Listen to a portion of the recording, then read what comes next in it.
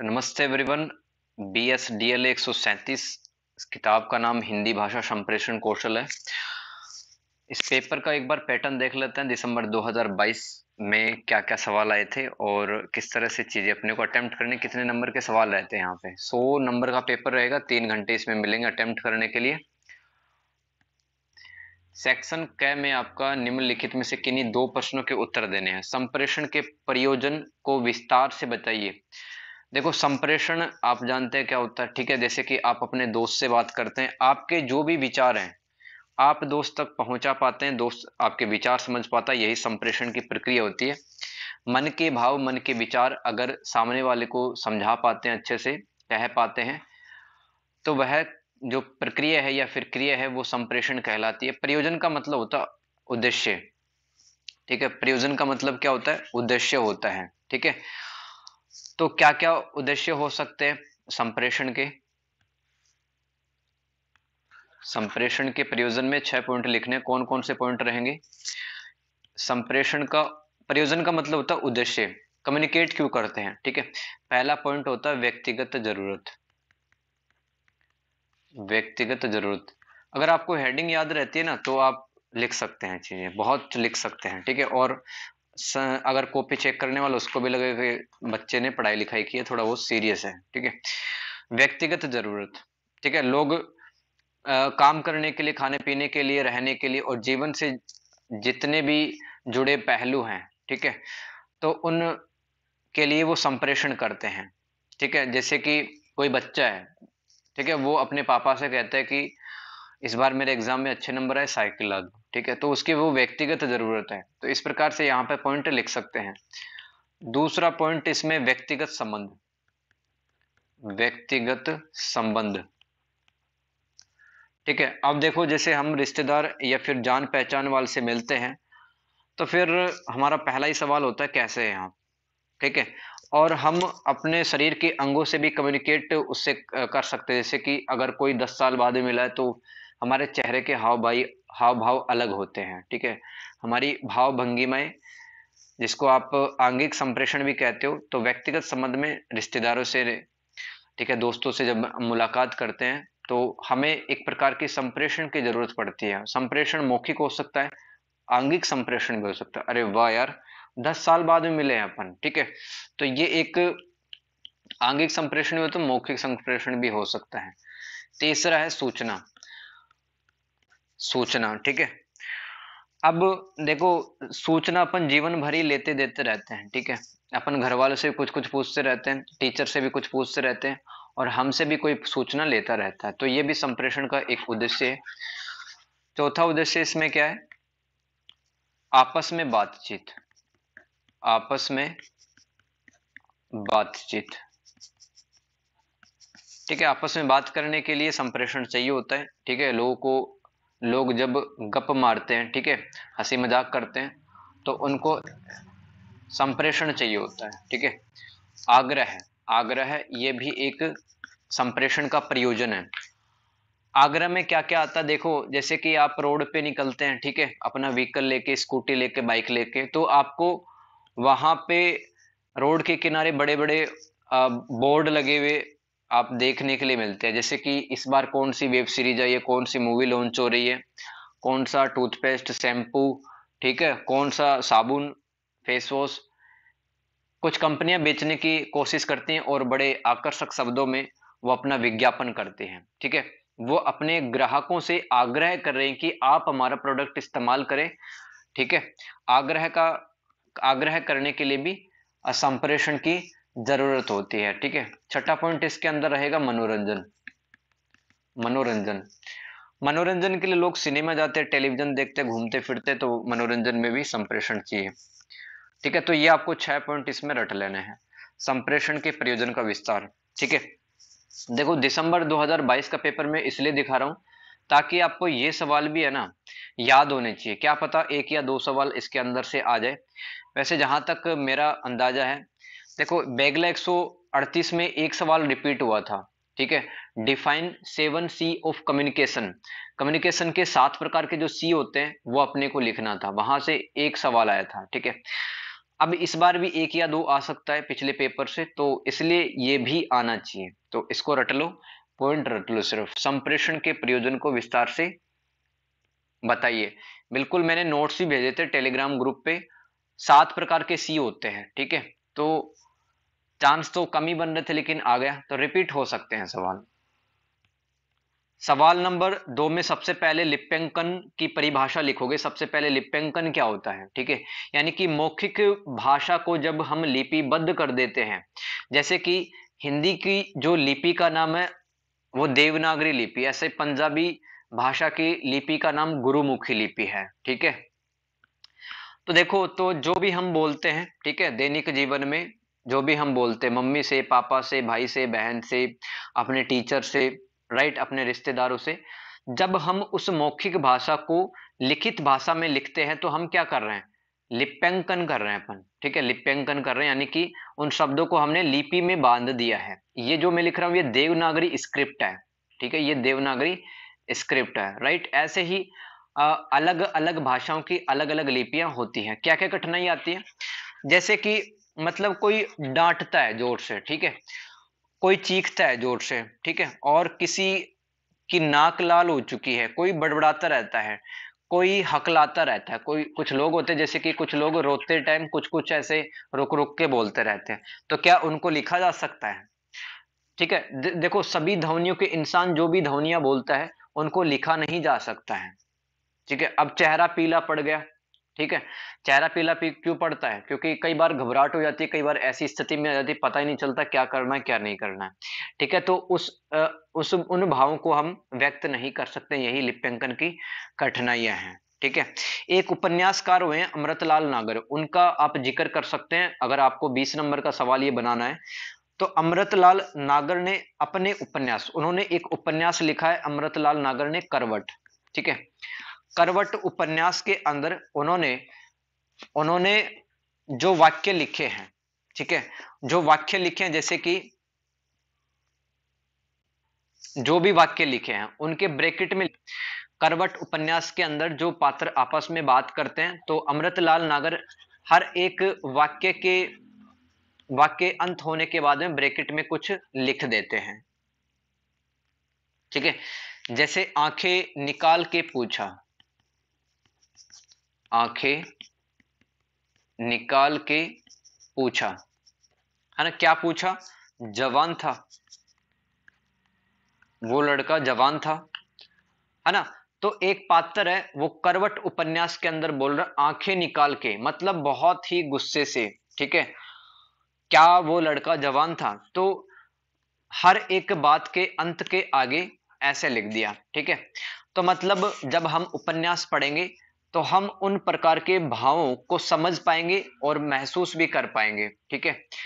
तो इस प्रकार से कुछ लेखक हुए जैसे कि अमृतलाल नागर, तो उन्होंने लगभग हर ध्वनि को यहां पर बताने की कोशिश की है। पेज नंबर 38 पे देख सकते हैं आप, ठीक है। कभी अगर नाटक पढ़ने का अगर आपको मौका मिले, जैसे कि जयशंकर प्रसाद जी के नाटक पढ़ के देखें आप, तो वहां पर हर वाक्य के अंत में, है ना, कुछ लिखा होता है, राइट। मतलब तेजी से जाते हुए, सुबक कर रोते हुए, सुबक कर रोते हुए। तो इससे क्या होता है, पाठक है ना समझ पाता है, आप जब नाटक पढ़ोगे तो समझ पाओगे कि पात्र की क्या स्थिति है। तो इस प्रकार की लिप्यंकन में कठिनाई आती है। कुछ लेखकों ने जैसे कि अमृतलाल नागर ने अपने उपन्यास के माध्यम से उन कठिनाइयों को दूर करने की कोशिश की है। तो पहला और दूसरा सवाल सबको क्लियर हो गया। सवाल नंबर 3 में विभिन्न स्वरूपों में पहला जो स्वरूप हो जाता है आपका शारीरिक प्रतिक्रिया, जैसे कि मैं आपको बता रहा हूं घृणा या नफरत की स्थिति में, ठीक है, अपना जो मुंह और नाक होता है, इसकी जो मसल्स होती है, इसके जो मांसपेशियां होते हैं नाक और मुंह की, वो सिकुड़ जाते हैं, ठीक है। और जब हमें शर्म से भर जाते हैं, जब हमें लाज आ जाती है, तो चेहरा लाल हो जाता है, बिल्कुल, ठीक है। गुस्से में क्या होता है, आंखें लाल हो जाती हैं। शारीरिक प्रतिक्रिया में ये सब लिख सकते हो, ठीक है। ऐसा क्यों होता है, क्योंकि हमारा जो शरीर है वो स्थिति के हिसाब से शरीर के अंदर विभिन्न तरह के हार्मोन है वो स्रावित करता है, ठीक है। तो different kinds of hormone secrete होते हैं बॉडी से, जैसे कि गली के अंदर, ठीक है, कुत्ते अचानक से पीछे पड़ गए, शरीर चाहे बीमार है या फिर भागने में सक्षम नहीं है, फिर भी अपन तेजी के साथ में दौड़ते हैं। ऐसा क्यों? क्योंकि शरीर के अंदर हार्मोन है वो अचानक से स्रावित होते हैं, ठीक है। उस टाइम पर हमारे शरीर की मांसपेशियां एक्टिव हो जाती हैं और उस स्थिति का मुकाबला करने के लिए हम तैयार होते हैं, ठीक है। तो शारीरिक प्रतिक्रिया में आप ये सब लिख सकते हैं। फिर शारीरिक स्थितियां, इसमें दूसरा पॉइंट रहेगा आंगिक भाषा के विभिन्न स्वरूपों में। दूसरा पॉइंट शारीरिक स्थितियां, शारीरिक स्थितियां, ठीक है। तो इसमें वक्ता, वक्ता मतलब स्पीकर, बोलने वाला, और श्रोता यानी कि लिसनर, इसमें वक्ता और श्रोता दोनों के मनोभावों को एक दूसरे के प्रति उनके आकर्षण विकर्षण के संदर्भ में समझा जा सकता है, ठीक है। तो जैसे कि शारीरिक स्थितियां, इस वाले पॉइंट, इस वाले हेडिंग में क्या लिख के आओगे आप कि जब दो घनिष्ठ दोस्त, जब दो क्लोज फ्रेंड आपस में मिलते हैं, ठीक है, तो वो एक दूसरे के पास में खड़े होते हैं, ठीक है, और वो काफी मुस्कुरा रहे होते हैं, ठीक है, और मतलब अजनबी की तरह वो बात नहीं करते हैं, ठीक है। तो शारीरिक स्थितियों में जब घनिष्ठ संबंध, जब क्लोज फ्रेंड आपस में मिलते हैं तो बिल्कुल पास में बैठे होते हैं, हंस रहे होते हैं, मुस्कुरा रहे होते हैं, ठीक है, और इस तरह से वो बातें कर रहे होते हैं, राइट। तो आप इसमें ये लिख सकते हैं शारीरिक स्थितियों में। शारीरिक स्थितियों में क्षेत्र आ जाएगा, यानी कि जब पति पत्नी भी आपस में बात करते हैं या मम्मी पापा भी बात करते हैं, वो आपस में मतलब बिल्कुल क्लोज खड़े रहते हैं, ठीक है, और आपस में कुछ बोलते रहते हैं, ठीक है, शारीरिक स्थितियों में। अंदाज इसमें आ जाता है, दूसरा पॉइंट अंदाज इसमें आ जाता है शारीरिक स्थितियों में। तो अंदाज में मतलब हाथ रखने का अंदाज कैसा है। अब देखो, जैसे कि मेट्रो के अंदर ट्रेवल कर रहे हैं, कुछ लोग होते हैं जो कि मतलब घुटनों पर अपने हाथ रखे रहते हैं। इसका मतलब हम क्या समझ सकते हैं, उस व्यक्ति को किसी प्रकार का कोई डर नहीं है, मतलब आराम से कंफर्ट की स्थिति में वो बैठा हुआ है, ठीक है। एक व्यक्ति है गर्दन नीचे किए हुए, ठीक है, बिल्कुल कुछ कुछ सोच रहा है, तो हम क्या समझेंगे कि ये मतलब किसी बात की चिंता इसको सता रही है, ठीक है। तो अंदाज और क्षेत्र, ये शारीरिक स्थितियों में लिख सकते हैं आप। क्षेत्र में क्या क्या लिखोगे, जैसे कि संपर्क लिख सकते हो, जैसे कि हमारा कोई दुश्मन है या सिर्फ हमसे कोई नफरत करता है, ठीक है, तो उससे अक्सर हम दूर खड़े होकर बात करते हैं, और हमारी जो भाषा होती है बोलने की, हमारे काफी सख्त अल्फाज होते हैं उसके प्रति, ठीक है। ये सब बातें आप लिख सकते हो। जबकि आप क्लोज फ्रेंड या फिर किसी रिश्तेदार या फिर कजिन्स वगैरह से बात करते हैं जो कि आपके काफी क्लोज होते हैं, तो आप उसके जस्ट पास में बैठे रहते हो, आपको एक सुरक्षा की भावना भी प्रतीत होती है, तो आप अच्छे से बातें कर सकते हैं, ठीक है। अब देखो, कोई एक इंसान है, शारीरिक स्थितियों में एक स्थिति में बता रहा हूं, कोई एक ऐसा इंसान है जिसने अपनी मुट्ठी बंद कर रखी है, ठीक है, और वो सोच रहा है और टेबल पे बैठा हुआ है, राइट, सॉरी, चेयर पे बैठा हुआ है। तो इसका मतलब क्या है कि मतलब वो व्यक्ति है वो गुस्से और विरोध की स्थिति में है।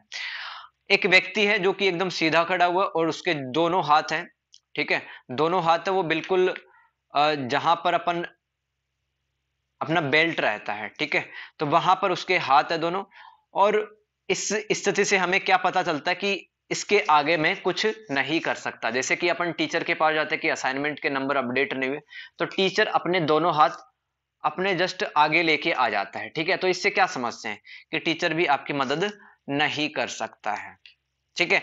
तो देखो, लाइफ में सक्सेस पाने के लिए ये बॉडी लैंग्वेज, इस पर कमांड करनी भी काफी ज्यादा जरूरी है, ठीक है। अपने को हर स्थिति के अंदर मतलब कैसा अपना पोस्टर रहना चाहिए, ठीक है, वो अच्छे से आना चाहिए। चाहे जिंदगी में दुख चल रहा है, सुख चल रहा है, अपना बॉडी लैंग्वेज अच्छा रहेगा तो अगले को आभास भी नहीं होगा कि अपनी जिंदगी में क्या चल रहा है, ठीक है। अक्सर मतलब जब कभी फ्रस्ट्रेशन आती है, दुख की स्थिति आती है, तो बिल्कुल ऐसे निराश होकर बैठ जाते हैं, हमारे कंधे झुके हुए रहते हैं, ठीक है, और शरीर है वो ढीला पड़ जाता है, आंखें हैं वो थोड़ी सी मतलब लाल हो जाती हैं, या फिर वो भी मतलब पुतलियां नीचे की तरफ आ जाती हैं। तो अगला बेहतर तरीके से जान जाता है कि आप निराश हैं, आप दुखी हैं।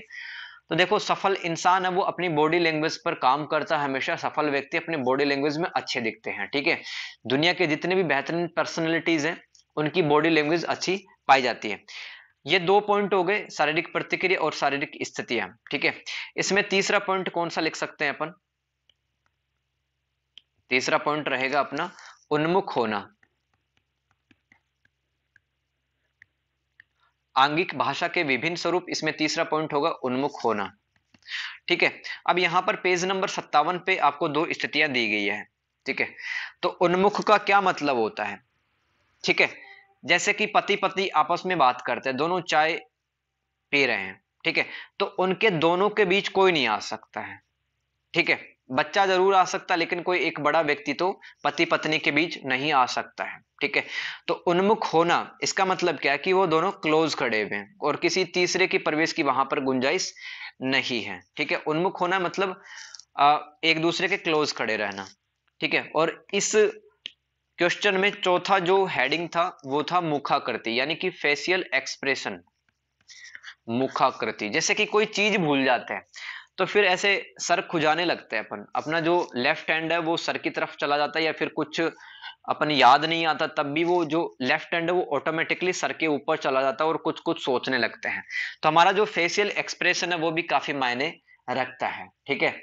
जैसे कि यहाँ पर पेज नंबर 58 में तीन स्थितियां दे रखी है कि एक इंसान है, उसने गलती कर दी है, वो बार बार गलती रिपीट करता है, तो वो क्या कहता है, ओफ, फिर से वही गलती, ठीक है। एक व्यक्ति है वो मतलब अपना जो राइट हैंड है उसकी जो पहली जो अंगुली होती है, ठीक है, वो मतलब ऐसे ठुड्डी पे रख लेता है, अपनी पहली अंगुली ठुड्डी पे रख लेना ये समझाता है कि मतलब बात समझ में नहीं आ रही, मैं क्या करूं, ठीक है। और कई लोग जब हंसते हैं मतलब तो बड़े मजाकिया ढंग से वो अपने हाथ, दोनों हाथ मुंह के आगे लेके आ जाते हैं, ठीक है। तो फेशियल एक्सप्रेशन अर्थात मुखाकृति, ठीक है। ये 4 पॉइंट है, ये भी आप याद रखना। तो तीनों सवाल सबको क्लियर हो गए। सवाल नंबर 4, संवाद कला के विभिन्न पक्षों के महत्व को स्पष्ट करें। सबसे पहले तो संवाद के बारे में लिख देना, कम से कम 2 व्यक्ति होने जरूरी है संवाद स्थापित करने के लिए, एक वक्ता एक श्रोता। फिर लिखोगे विभिन्न पक्ष, तो उसके अंदर संवाद की संरचना लिख सकते हैं, संवाद की संरचना, है ना। जैसे कि संवाद का प्रारंभ इसमें लिख सकते हैं, कैसे प्रारंभ होता है, दो दोस्त मिले, आप कोई भी 2 कैरेक्टर है वो लिख देना कि अनिल सुनील, ठीक है, आसिफ इरफान, कमल विमल, कुछ भी आपके मन में जो कैरेक्टर आपको नजर आ रहे हैं उनके बीच आप बातें करवा देना कि कैसे हो, कहाँ थे इतने दिन, फिर दोस्त है वो जवाब देगा। ये तो होगा संवाद का प्रारंभ। तो संवाद का प्रारंभ कैसे स्टार्ट होता है, हालचाल से स्टार्ट होता है कि कहाँ थे इतने दिन, दिखे नहीं, ईद के चांद ही हो गए, ठीक है। ये तो होगा संवाद का प्रारंभ, ओके। और फिर मतलब बातें आगे बढ़ती जाती हैं और आप कैरेक्टर के बीच में बातें आप करवा सकते हैं। अब इसमें दूसरा जो पॉइंट होता है संवाद की संरचना में, संवाद का प्रारंभ हो गया, संवाद का मध्य, ठीक है, संवाद का मध्य। तो यानी कि दोस्तों की जो गपशप होती है वो चालू हो जाती है इसके अंदर, ठीक है। दोस्त, जैसे 2 दोस्त बात कर रहे थे आपस में, इनके बीच में गपशप यहां पर प्रारंभ हो जाती है। कोई अगर इंटरव्यू चल रहा है अपना, तो इंटरव्यू जैसे प्रारंभ कैसे होता है, साक्षात्कार जिसको कहते हैं, वो प्रारंभ कैसे होता है, आपका नाम क्या है, आप किस जगह से आए हैं, ठीक है, आपकी शैक्षणिक योग्यता क्या है। साक्षात्कार में क्या होता है, मध्य में मतलब सवाल जवाब पूछे जाते हैं, ठीक है, कि आपने इस जॉब के लिए ही क्यों आप इंटरेस्टेड हैं, आप क्या क्या पढ़ गए हैं। तो ये मध्य में आप लिख सकते हो इस प्रकार की चीजें। अगर आपको 2 कैरेक्टर के बीच में बातें करवानी है तो वो भी करवा सकते हैं, अदरवाइज आप इसमें लिख सकते हैं कि यहां पर मतलब जो मुख्य बातें हैं संवाद की वो की जाती है, ठीक है। संवाद का अंत, संवाद का अंत, ठीक है। तो जैसे कि किसी मीटिंग के अंदर बैठे हुए हैं, वहां पे अध्यक्ष ने भाषण दिया, ठीक है। तो अध्यक्ष अपने भाषण के अंत में क्या कहता है कि मित्रों, आज की बैठक में भाग लेने के लिए आपको सबको धन्यवाद देता हूं, आज की चर्चा बहुत उपयोगी रही और हमने कई महत्वपूर्ण निर्णय लिए, इसके साथ ही मैं बैठक की समाप्ति की घोषणा करता हूं। तो ये तो हो गया मीटिंग वाला सीन। आपके दोस्त के साथ में जो बात कर रहे थे, तो अंत क्या हो सकता है दोस्त के बीच में, 2 दोस्तों की बातों का अंत कैसे हो सकता है, यार बड़ा मजा आया, ऐसे ही अपन मिलते रहेंगे, अपना ख्याल रखना, मिलते हैं अगले हफ्ते या अगले महीने। तो इस तरह से समाज के संरचना में प्रारंभ, मध्य और अंत करना होता है, ठीक है। अब देखो इसकी जो इसका जो दूसरा पक्ष होता है, संवाद का दूसरा पक्ष क्या होता है, ठीक है, संवाद की औपचारिकताएं, संवाद की औपचारिकताएं। इसके अंदर क्या लिखना होता है, जैसे कि ग्रीट करते हैं, जैसे कि आप अपने चाचा के साथ में मिलते हैं कई दिनों के बाद में, तो आपने क्या कहा, नमस्ते चाचा जी, ठीक है, नमस्ते अंकल। तो आपके चाचा कहते हैं खुश रहो बेटा, ठीक है, तो औपचारिकता में क्या आता है? अभिवादन आता है, ग्रीटिंग्स आती है। औपचारिकता में क्या आता है? अभिवादन आता है।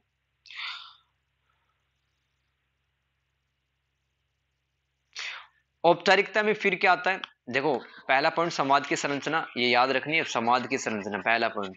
ये पूरा चैप्टर ऐसे ही समाप्त हो जाएगा, और संवाद से रिलेटेड कोई भी सवाल आता है तो आप लिख सकते हैं, इसलिए मैं आपको बार बार हेडिंग रटवा रहा हूं। संवाद की संरचना, ठीक है, प्रारंभ, मध्य और अंत। दूसरा जो हेडिंग था अपना, औपचारिकता, ये था। अब औपचारिकता में मैंने क्या क्या बता दिया आपको? पहला पॉइंट बताया अभिवादन, ठीक है, चाचा के साथ में मिल रहे हैं तो नमस्ते चाचा जी, ठीक है, चाचा कहते हैं खुश रहो बेटा, इस तरह से अपन अभिवादन है वो करते हैं, ठीक है। और जैसे कि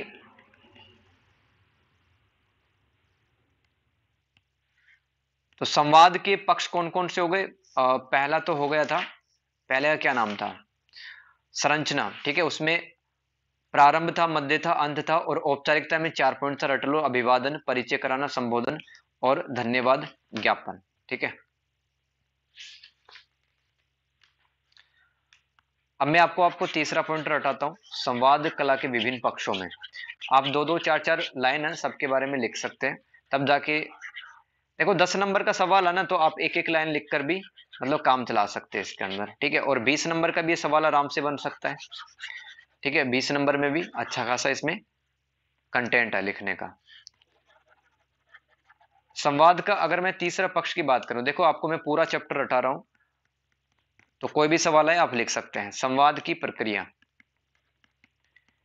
संवाद की प्रक्रिया, ये इसका तीसरा पॉइंट हो जाएगा संवाद कला के पक्ष में, ठीक है। प्रक्रिया कैसे आगे बढ़ती है? पहले तो अपन निवेदन करते हैं, निवेदन करते हैं। कैसे निवेदन करते हैं? जैसे हम कहते हैं, क्या आप यह बताएंगे कि कुतुब मीनार कहाँ है? क्या आप मुझे बताएंगे कुतुब मीनार का रास्ता कहाँ है? ये निवेदन होता है, तो ये संवाद की प्रक्रिया में शामिल होता है, ठीक है। और फिर अनुमति, जैसे कि किसी मीटिंग में बैठे हुए अपन, ठीक है, अध्यक्ष कुछ कुछ बोल रहा है, कुछ बातें पसंद नहीं आई है, ठीक है, उसकी, तो हमने कहा कि अध्यक्ष महोदय, अगर आपकी इजाजत है तो मैं कुछ कहना चाहता हूं, ये हो गई अनुमति, ठीक है। फिर तीसरा पॉइंट हो जाता है इसमें सुझाव देना,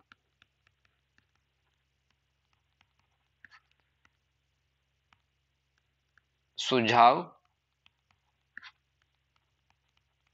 देना। आप कह सकते हैं कि मेरी तो यह राय है, कि मेरा यह मानना है, मेरी एक सलाह है, अगर आप माने तो, यह होता है सुझाव देना, ठीक है। इसका चौथा पक्ष होता है संवाद की भाषा शैली। देखो ये सवाल तो 20 नंबर का आना चाहिए था, लेकिन 10 नंबर का यहाँ पे लगा दिया इस सवाल को। कोई नहीं, इस बार ये 20 नंबर का बन सकता है, ठीक है। तो आपको चारों पॉइंट याद रहने चाहिए। संवाद के पक्ष या संवाद का स्वरूप, संवाद की भाषा शैली, ठीक है। अब देखो संवाद की जो भाषा शैली होती है वो आयु पे निर्भर करती है। जैसे कि आप अपने चाचा के साथ में अलग तरह से बात करते हैं, दोस्त के साथ में अलग तरह से बात करते हैं, मम्मी से अलग तरह से बात करते हैं, और टीचर से अलग तरह की बात करते हैं, ठीक है। तो आप इसमें लिख सकते हैं संवाद की भाषा शैली में, जैसे कि दुकानदार से कुछ भी कह सकते हैं दुकानदार वाली भाषा में, ठीक है। एक पापा अपनी बेटी से किस तरह से बात कर सकता है, जैसे कि एक बेटी है, ठीक है, उसकी उम्र है वो 10 साल है, ठीक है, और वो अपने पापा से रोते हुए बोलते कि पापा आपने जो मुझे पैसे दिए थे वो तो खो गए, ठीक है, उसकी तो मैं चीज नहीं लाई। तो उसके पापा क्या कहते हैं? कोई बात नहीं बेटा, चिंता करने की कोई बात नहीं है, ठीक है, घर में कमाने वाला तो मैं हूं ना। तो ये संवाद की भाषा शैली में आप लिख सकते हैं कि आयु पर, पद पर, जैसे कि कोई बड़ा अधिकारी है तो उससे उसी हिसाब से बात करनी पड़ती है। लिंग, शिक्षा आदि कारकों पर निर्भर करती है। जैसे कि हम मजदूर से बात करते हैं, हम दुकानदार से बात करते हैं, तब भी भाषा बदल जाएगी अपनी। मजदूर से अलग तरीके की बात करेंगे, डॉक्टर से अलग तरीके की बात करेंगे। तो ये होता है संवाद की भाषा शैली। चैप्टर नंबर चैप्टर नंबर 6 से अगर कोई भी सवाल आया तो आप आराम से कर सकते हो। मैंने आपको चारों पॉइंट बता दिए। कौन कौन से पॉइंट थे? वापस रटो। कोई सा भी सवाल आए संवाद से, और एक सवाल तो आना है 20 नंबर का या 10 नंबर का, है ना। संवाद के विभिन्न पक्ष या विभिन्न स्वरूप, संवाद की संरचना, संवाद की संरचना। दूसरा पॉइंट क्या बताया था? संवाद की संरचना और औपचारिकताएं। औपचारिकताएं में मैंने अभिवादन बताया था आपको, ठीक है, संबोधन बताया था, ओके, धन्यवाद ज्ञापन बताया था, परिचय करवाना, ये सब पॉइंट औपचारिकता में लिख सकते हैं अपन। और एक पॉइंट और याद रखना, विदा लेना, ठीक है, अच्छा चलता हूं, याद रखना। तो ये औपचारिकता में 5 पॉइंट हो गए छोटे छोटे। तीसरा पॉइंट याद रखना, संवाद में, संवाद की प्रक्रिया। प्रक्रिया में मैंने आपको क्या क्या बताया? विनम्र निवेदन करना किसी से, अनुमति लेना किसी से, सुझाव देना और बात काटना। कई बार बात भी तो काट देते हैं, जैसे कि कोई पापा कुछ बात बोल रहे हैं, तो कई बार हम बोलते हैं कि आप ठीक तो कह रहे हैं लेकिन मेरी एक बात में रखना चाहती हूं। तो प्रक्रिया में बात भी अपन काट सकते हैं सामने वाले की। और इसमें चौथा पॉइंट हो गया अपना प्रक्रिया के बाद में भाषा शैली। और ये जो हमारी संवाद स्थापित करने की जो भाषा शैली होती है, ये आयु पर, लिंग पर, ठीक है, आयु पर, लिंग पर और पद पर और शिक्षा, कई कारकों पर निर्भर होती है, ठीक है। तो सबको ये चैप्टर याद होगा, चैप्टर नंबर 6। क्वेश्चन नंबर 5वां अपन पढ़ रहे हैं, सर्वे और दृश्य माध्यमों की भाषा के अंतर को बताइए, ठीक है। तो सबसे पहले तो 5वें सवाल को देख रहे हैं अपन, ठीक है। तो इसमें थोड़ा सा कॉन्सेप्ट समझ लो, अगर ये समझ में आ गए तो अपन बातें बनाकर वहां पर लिख सकते हैं। एक होता है प्रेषक, इसको इंग्लिश के अंदर क्या बोलते हैं? सेंडर, ठीक है। और प्रेषित को क्या बोलते हैं? रिसीवर, जो मैसेज को रिसीव करता है, ठीक है। जैसे कि आपने व्हाट्सएप पे किसी को मैसेज भेजा तो आप हो गए प्रेषक, आप हो गए सेंडर। जिसके पास में व्हाट्सएप का मैसेज प्राप्त हो रहा है वो हो जाता है प्रेषित अथवा रिसीवर। और माध्यम क्या है? माध्यम क्या है? माध्यम हो गया सोशल मीडिया, ठीक है। सोशल मीडिया के माध्यम से अपन अपना मैसेज है वो भेज पाते हैं, ठीक है। तो अब देखो, माध्यम की प्रकृति के हिसाब से, माध्यम की प्रकृति के हिसाब से 3 प्रकार के माध्यम होते हैं, ठीक है। एक तो होता है मुद्रित माध्यम, जैसे कि आप अखबार पढ़ते हैं, ठीक है, आप कोई मैगजीन पढ़ते हैं, तो उसके अंदर भी जो प्रेषक होता है वो अपनी जो विचार होता है वो आप तक पहुंचाना चाहता है, विभिन्न घटनाओं के बारे में बताना वो चाहता है, ठीक है। मुद्रित अथवा लिखित, हाँ बिल्कुल।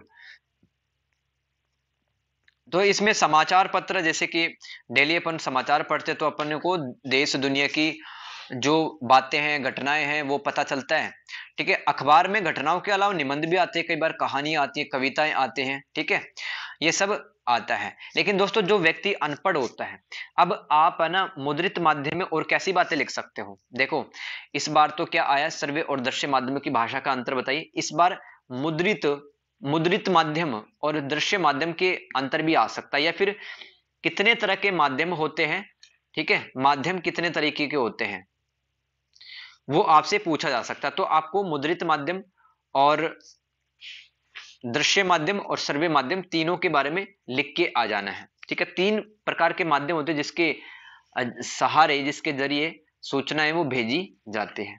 तो मुद्रित माध्यम में अखबार आ गया और पत्र पत्रिका आ गया। लेकिन यहाँ पर सिर्फ जो साक्षर व्यक्ति है, जो पढ़ा लिखा व्यक्ति, उसी को फायदा होता है। इलिटरेट पर्सन को, किसी अनपढ़ या निरक्षर व्यक्ति को इससे कोई फायदा नहीं होता है।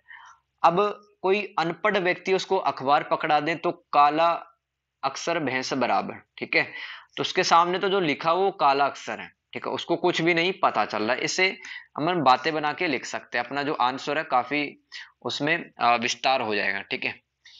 फिर होता है सर्वे माध्यम, सूचनाओं को प्रेषित तक पहुंचाने के लिए दूसरा माध्यम होता है सर्वे माध्यम, ठीक है। तो ये चैप्टर नंबर 8 है, वो कंप्लीट कर लेंगे इस क्वेश्चन की हेल्प से अपन। सूचना भेजना का दूसरा माध्यम है सर्वे माध्यम।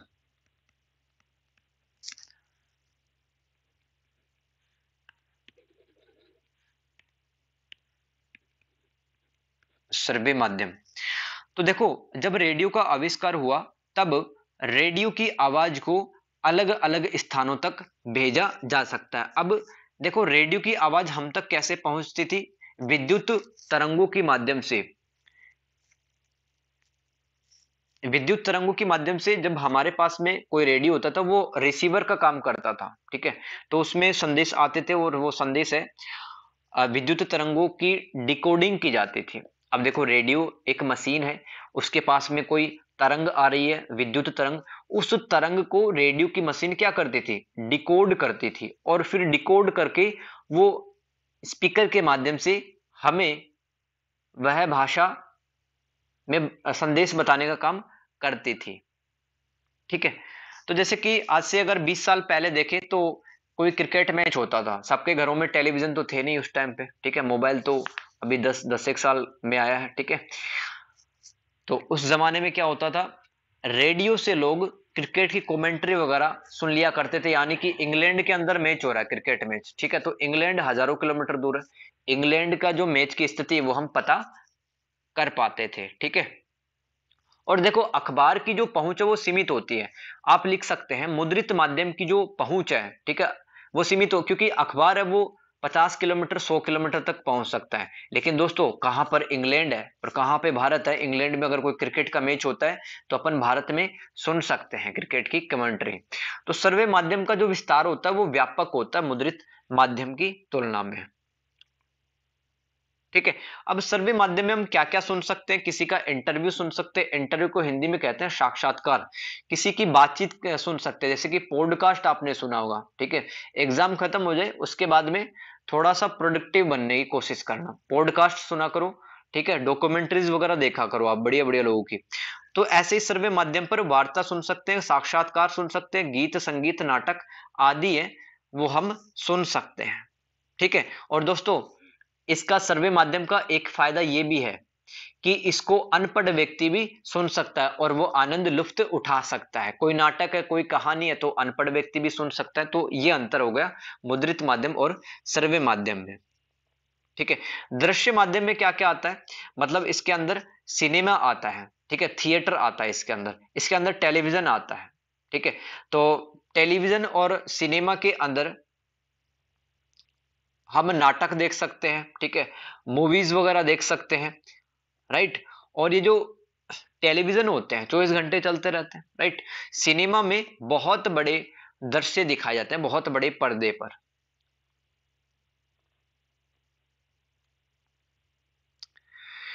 तो इस तरह से चीजें लिख सकते हैं अपन, दृश्य माध्यम में अपन खबरें देख सकते हैं और आप अपने हिसाब से चीजें बना करके लिख सकते हैं। तीन प्रकार के माध्यम होते हैं, मुद्रित माध्यम, सर्वे माध्यम और दृश्य माध्यम, ठीक है। दृश्य माध्यम में टेलीविजन आ जाएगा और सिनेमा आ जाएगा।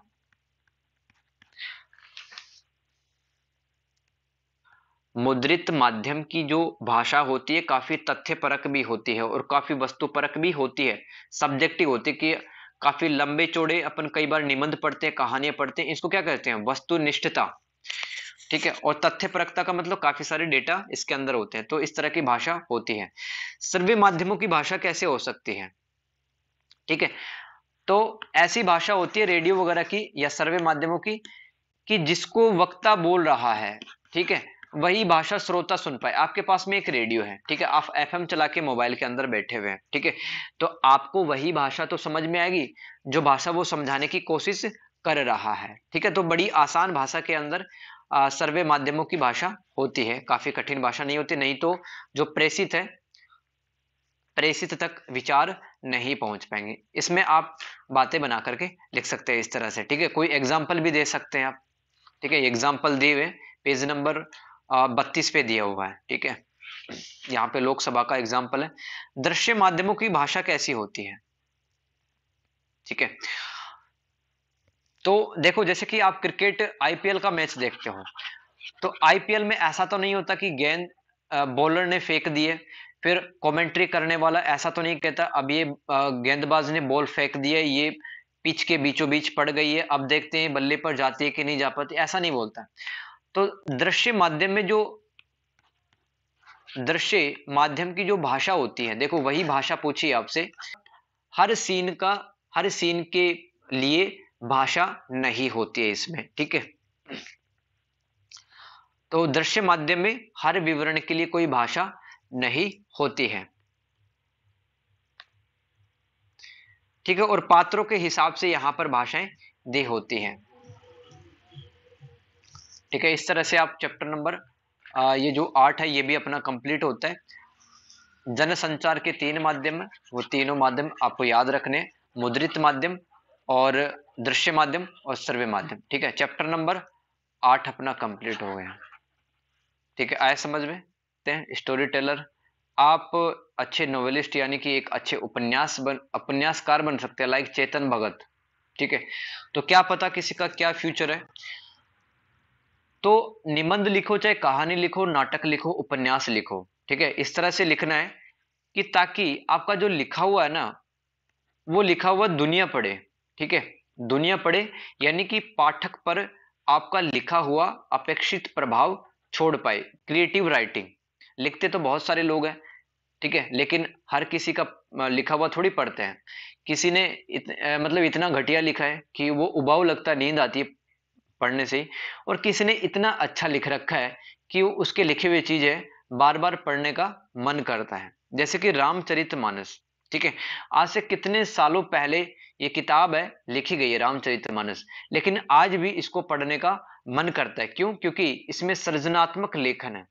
ठीक है, जो लेखक है वो पाठक की मन की भावनाओं को समझते हुए यहां पर क्रिएटिव तरीके से लिखने की कोशिश करते हैं। ठीक है, सृजनात्मक लेखन में अब देखो, सृजनात्मक लेखन में अलग अलग विषय हो सकते हैं। कोई इंसान है वो रसायन शास्त्र के बारे में लिख सकता है, यानी कि केमिस्ट्री के बारे में लिख सकता है।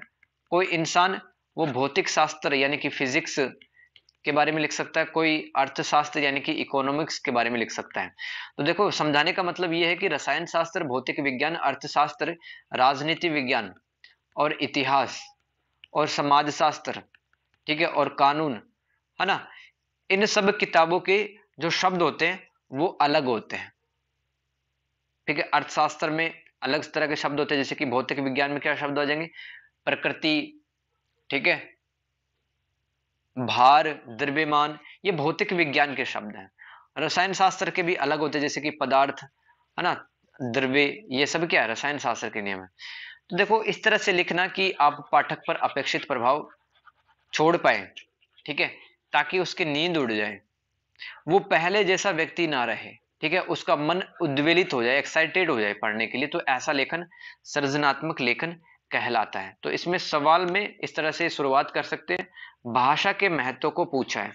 भाषा का महत्व क्या है?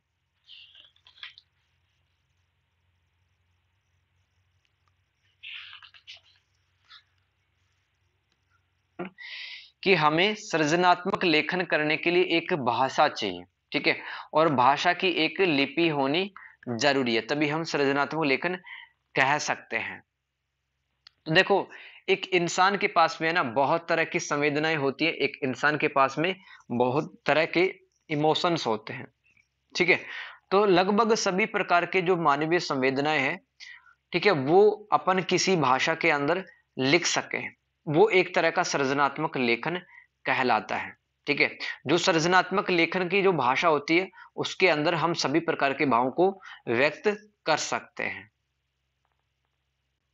ठीक है, और सृजनात्मक लेखन की जो भाषा है ना वो लगातार बदलती रहती है। अगर भाषा एक जगह ठहर गई, यानी कि उसके अंदर शब्द नहीं आ रहे हैं कहीं से, ठीक है, ठहर गई, तो दोस्त हो सकता है कि भाषा एक दिन खत्म हो जाएगी, डेड हो जाएगी। जैसे कि तकरीबन हर दिन बहुत सारी भाषाएं वो विलुप्त हो रही हैं दुनिया से।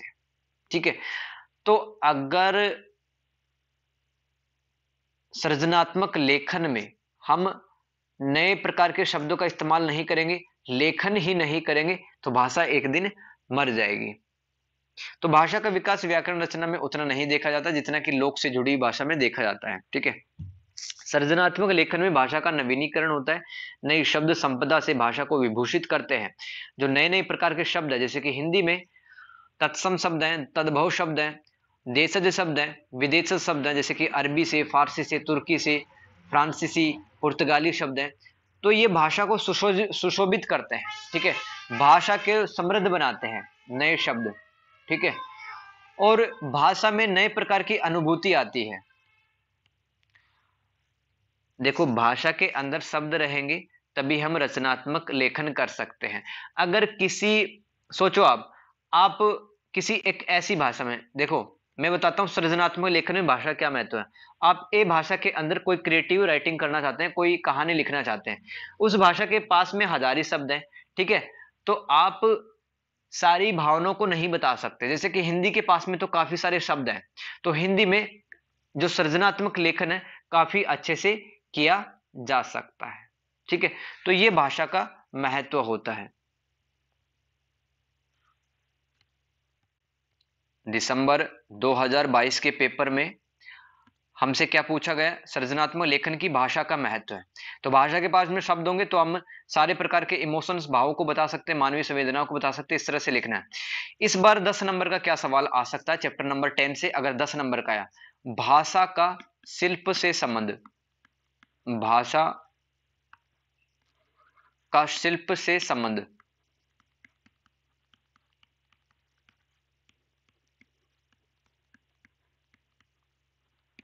अब शिल्प क्या होता है, ठीक है, शिल्प का मतलब होता है किसी भाषा के अंदर कितनी कहावतें, मुहावरे, ठीक है, अलंकार, छंद, ध्वनि, संगीत आदि का इस्तेमाल हो रहा है। इसके अंदर भाषा भी आती है। देखो शिल्प में क्या क्या आता है, शिल्प के अंदर आता है भाषा आती है, कहावतें आती है, मुहावरे आते हैं, अलंकार आते हैं। अलंकार क्या करते हैं, जैसे कि अनुप्रास अलंकार, यमक, रूपक अलंकार, ये भाषा की खूबसूरती बढ़ाते हैं, भाषा के सौंदर्य को बढ़ाते हैं, ठीक है। तो शिल्प के अंदर छंद, ध्वनि, संगीत, अलंकार ये सब आते हैं। तो यहां से आपसे पूछा जा सकता है कि भाषा का शिल्प से क्या संबंध होता है। तो देखो अगर आप कहानी लिखते हैं तो वहां पर एक अलग प्रकार के शिल्प गढ़नी होती है, उपन्यास लिखते हैं वहां पर अलग प्रकार की शैली होती है, शिल्प होती है, नाटक लिखना वहां पर अलग प्रकार की शिल्प होती है। जैसे कि मुक्तिबोध एक रचना है, हिंदी साहित्य में मुक्तिबोध एक रचना है जो कि गजानन माधव ने लिखी है, मुक्तिबोध। अब इतनी बेहतरीन शिल्प का प्रयोग किया गया है कि अगर आप मुक्तिबोध पढ़ोगे तो वहां पर आपको कनेक्ट फील कर पाओगे, आप डूब से जाओगे मुक्तिबोध को पढ़ते टाइम। उसके अंदर दो दोस्तों के बीच में बातें होती हैं, ठीक है। तो शिल्प अच्छी होनी चाहिए, तभी ये पाठक के मन पर अपेक्षित प्रभाव पड़ता है। तो अच्छे उपन्यासकार बनना है, अच्छे निबंधकार बनना है, अच्छे नाटककार, अच्छी कहानीकार बनना है, तो शिल्प है वो बेहतरीन होनी चाहिए।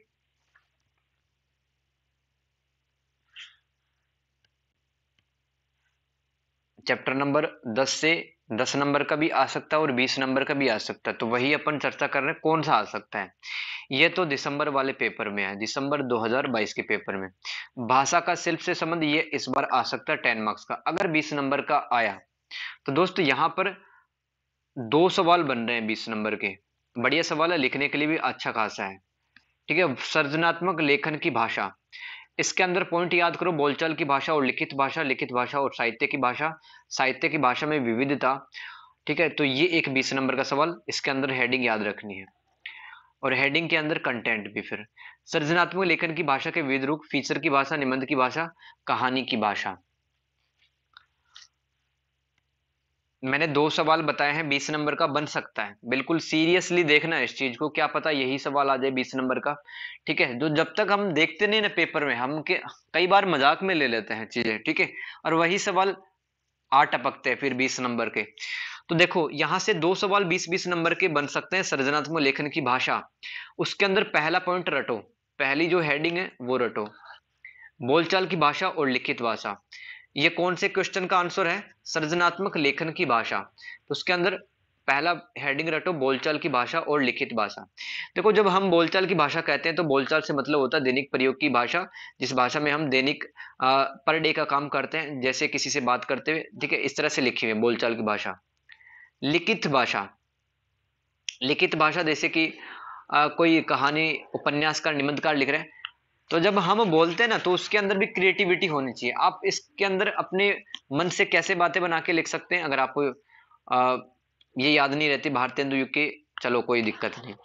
तो हमें कैसा लिखना है, जब हम दैनिक कार्यों के लिए किसी से संप्रेषण करते हैं, ठीक है, तो हमें क्रिएटिव वे में बोलना चाहिए और क्रिएटिव वे में लिखना चाहिए। जैसे कि दुकानदार के पास में गई कि ये आइटम्स चाहिए, तो एक तरफ सामानों की लिस्ट लगी होगी, एक तरफ सीरियल नंबर लिखे होंगे। तो सृजनात्मक लेखन में हमें इस तरह से पॉइंट याद रखने हैं, ठीक है। एक बार ये पढ़ के देख लेना यार, क्योंकि ऐसे काफी टाइम लग जाएगा मैं अगर एक एक चीज पढ़ के बताऊं। तो पॉइंट याद रखो, इसके अंदर बोलचाल की भाषा और लिखित भाषा, लिखित भाषा और साहित्य की भाषा। साहित्य की भाषा ना बड़ी सुगठित होती है और भाषा सहज रूप में लिखी होती है। अब देखो मुंशी प्रेमचंद जी की अगर कहानी अगर पढ़ेंगे तो अलग से लग जाएगा, ठीक है, क्योंकि उन्होंने आम जनता में जो शब्द प्रचलित थे वही शब्द अपने साहित्य के लिए अपनाए थे। तो कम से कम हेडिंग याद रहेगी तो लिख सकते हैं। सृजनात्मक लेखन की भाषा में दूसरा पॉइंट लिखित भाषा और साहित्य की भाषा। साहित्य की भाषा में विविधता, इसके अंदर क्या लिखा है ये एक बार पढ़ के देख लेते हैं।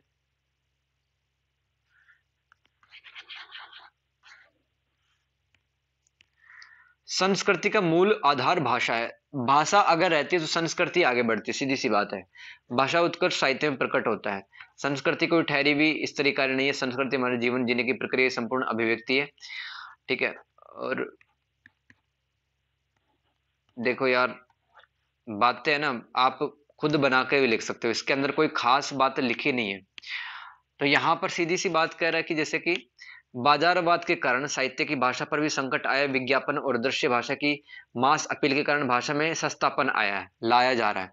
हमारे जीवन को सस्ता और हल्का बनाया जा रहा है, केवल शब्द ही सस्ते नहीं हो रहे, हमारा मानसिक जगत भी सस्ता हो रहा है। इस प्रकार भाषा निसंदेह हमारे अनुभव से नहीं निकलती वस्तु को बेचने के लिए सस्ती और शब्दों की ताकत को कम किया जा रहा है। देखो विज्ञापनों की जो भाषाएं होती है उसमें ना तो कोई क्रिया कर्म करता का कोई ध्यान ही नहीं रखता है, उसके अंदर कोई अलंकार ये सब कुछ होता ही नहीं है, ठीक है। तो दोस्तों आज के टाइम पे ना भाषा पर बड़ा संकट है, इसके अंदर वही कहा जा रहा है। साहित्य की जो भाषा होती है, अगर किसी भाषा में लिटरेचर साहित्य लिखा जाता है, जैसे कि कविताएं, जैसे कि निबंध लिखा जाता है, कहानी नाटक उपन्यास ये सब लिखे जाते हैं, तो इसका मतलब क्या है कि वो जो भाषा है वो कभी विलुप्त नहीं होगी, भाषा का विकास उत्तरोत्तर चलता रहेगा। लेकिन आज के टाइम पर जैसे कि हम विज्ञापन देखते हैं, विज्ञापन के अंदर कुछ कुछ हिंदी लिखी होती है, ठीक है, वो हिंदी तोड़ मरोड़ के पेश की जाती है ताकि ग्राहक कस्टमर उसके सामान को खरीद पाए। तो ये 3 पॉइंट याद रखना सृजनात्मक लेखन की भाषा के अंदर। औपचारिक पत्र के नमूने में राइट साइड में डेट, फिर सेवा में अध्यक्ष प्राचार्य, और अध्यक्ष प्राचार्य किस स्कूल में काम करते हैं उस स्कूल का नाम व पता, विषय क्या हो सकता है, नौकरी पाने के लिए, आर्थिक सहायता के लिए, फीस में कटौती करने के लिए, फिर महोदय लिखेंगे, फिर आप बीच वाली बात लिखेंगे कि मैं गरीब हूँ, गरीब घर से हूँ, फीस नहीं दे सकती, नहीं दे सकता, अथवा मैं बीमार हूँ, एग्जाम देने नहीं आ सकता, फिर धन्यवाद लिखेंगे, और फिर आप भवदी लिखेंगे। अगर आप लड़का है तो भवदी और लड़की है तो भवदिया, फिर आपका नाम व पता, ठीक है। इस तरह से एक पूरा फॉर्मेट तैयार होता है औपचारिक पत्र का। तो संपादक के नाम पत्र ये लिखना होता है पहली लाइन में, और फिर आपके घर का पता, आप कहाँ से लिख रहे हैं और आज के दिनांक क्या है। सेवा में संपादक हिंदुस्तान नई दिल्ली, अब हिंदुस्तान पत्रिका या कुछ भी अखबार हो सकता है। यहाँ पर प्रिय महोदय, मैं आपके लोकप्रिय पत्र के माध्यम से हमारे नगर की दुर्दशा के संबंध में प्रशासनिक अधिकारियों का ध्यान दिलाना चाहता हूँ। यहाँ हमारे इलाके में सड़क की हालत इतनी खराब है कि सीवर होल कई बार स्थानों पे खुले हैं, जिससे कोई ना कोई सवारी फंस जाती है और काफी ट्रैफिक का जाम लग जाता है। सरकार ने तो अब तक इस जिले को कमिश्नरी का दर्जा दे दिया, लेकिन इस समस्या का कोई समाधान नहीं किया है, ना तो सरकार के अधिकारियों ने, ना नगर पालिका के अधिकारियों, ना नेताओं ने, ठीक है।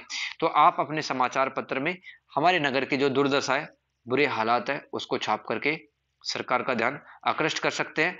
और फिर भवदीय, भवदीय एक सम्मान जनक शब्द है, और फिर आप अगर 2-4 व्यक्ति है, ठीक है, तो आप अपने नाम लिख दो, आप अपने साइन कर दो, फिर इनका नाम कर दो, ठीक है। जैसे कि रमेश सुनील अनिल, रमेश सुनील अनिल, और उनके साइन ऊपर आ जाएंगे और भवदीय आ जाएंगे, ठीक है। टिप्पणी, कभी कभार स्थान पता दिनांक हस्ताक्षर के बाईं ओर लिखे जाते हैं, ठीक है। नाम पता, देखो इसमें तो नाम पता ऊपर ही लिखना है अपने को, बस यही चीज याद रखनी है, नाम पता। तो ये भी देख लो, संपादक के नाम पत्र, ये फॉर्मेट देख लेना इसका।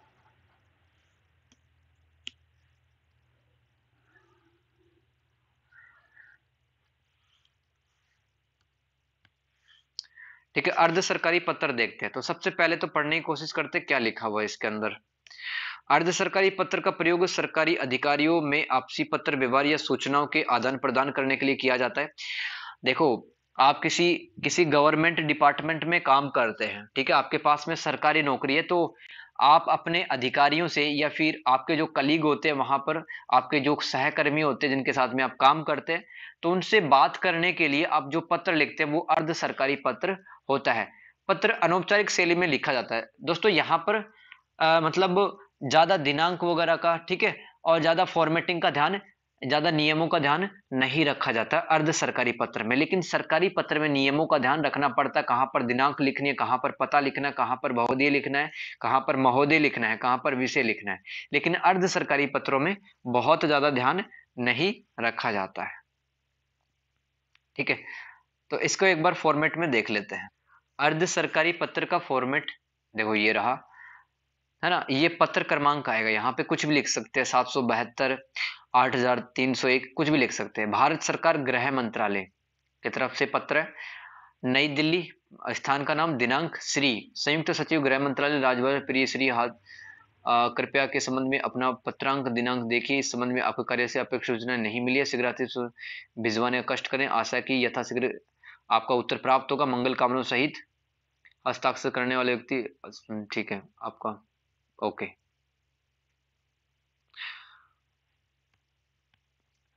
देखो, अर्ध सरकारी पत्र में क्या होता है, एक अधिकारी दूसरे अधिकारी को से सूचना पाने के लिए पत्र है वो लिखता है, लेटर लिखता है।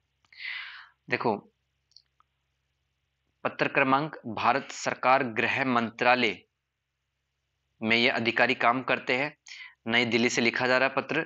दिनांक, अब यहां पर श्री के आगे मतलब जो लेटर लिख रहा है, ठीक है, लेटर लिख रहा है, उसका नाम आएगा। संयुक्त सचिव, जॉइंट सेक्रेटरी पत्र लिख रहा है।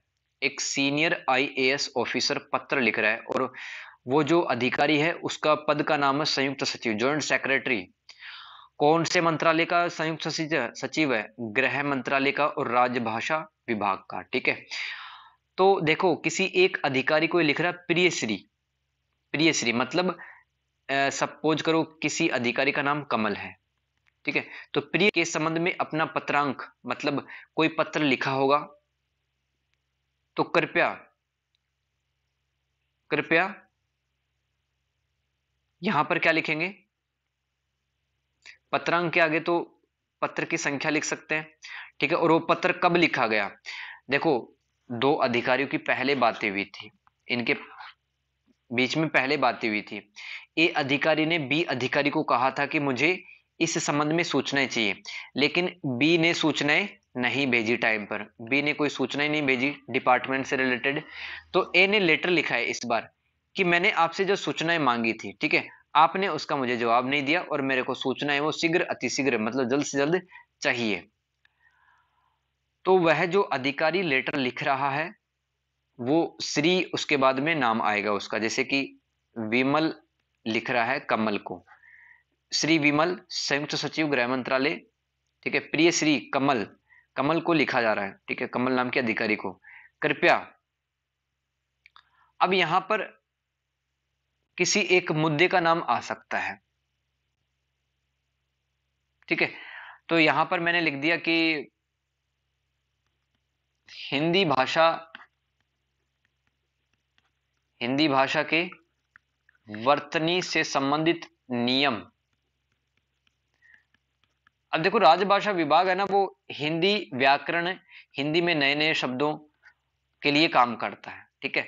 तो इन दोनों के बीच में पहले बात हुई होगी कि हिंदी में कौन कौन से शब्द हैं वो ऐड किए जाए, और कौन कौन सी व्याकरण के नियम और वर्तनी से संबंधित नियम है उसके अंदर परिवर्तन किया जा सकता है।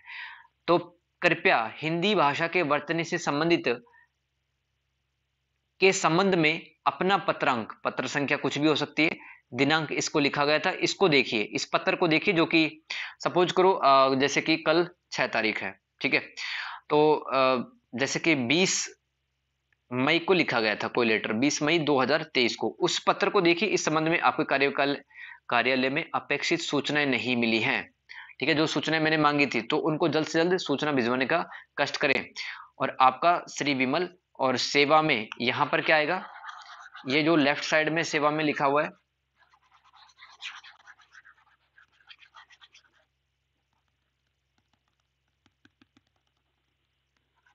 जिसको लेटर लिखा जा रहा है, तो यहां पर कमल नाम के अधिकारी को लेटर लिखा जा रहा है, तो श्री कमल। ठीक है, पद का नाम यहां पे आ जाएगा। तो ये है आपका अर्ध सरकारी पत्र का फॉर्मेट।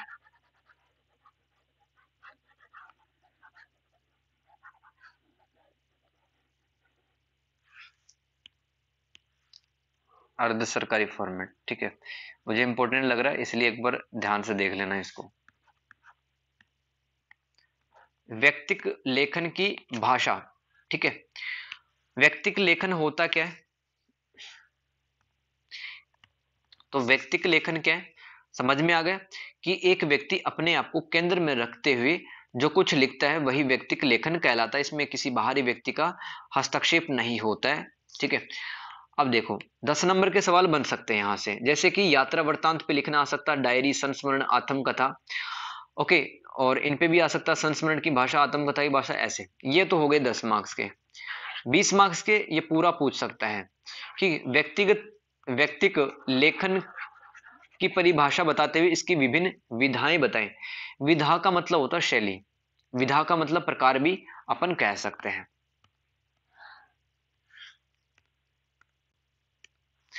व्यक्तिक लेखन जिसमें आत्म कथा होती है, मतलब खुद के जीवन के बारे में जो कथा होती है। ठीक है, जीवनी। यात्रा वृत्तांत, कहीं बाहर घूमने गए, जैसे कि जयपुर गए, राजस्थान गए, ठीक है, 1 महीना बिता के और फिर घर आकर के पूरा लिख दिया कहाँ कहाँ पर मैं गई, जैसलमेर, जोधपुर, बाड़मेर, जयपुर, ये सब, ये यात्रा वृत्तांत कहलाता है। ठीक है, संस्मरण।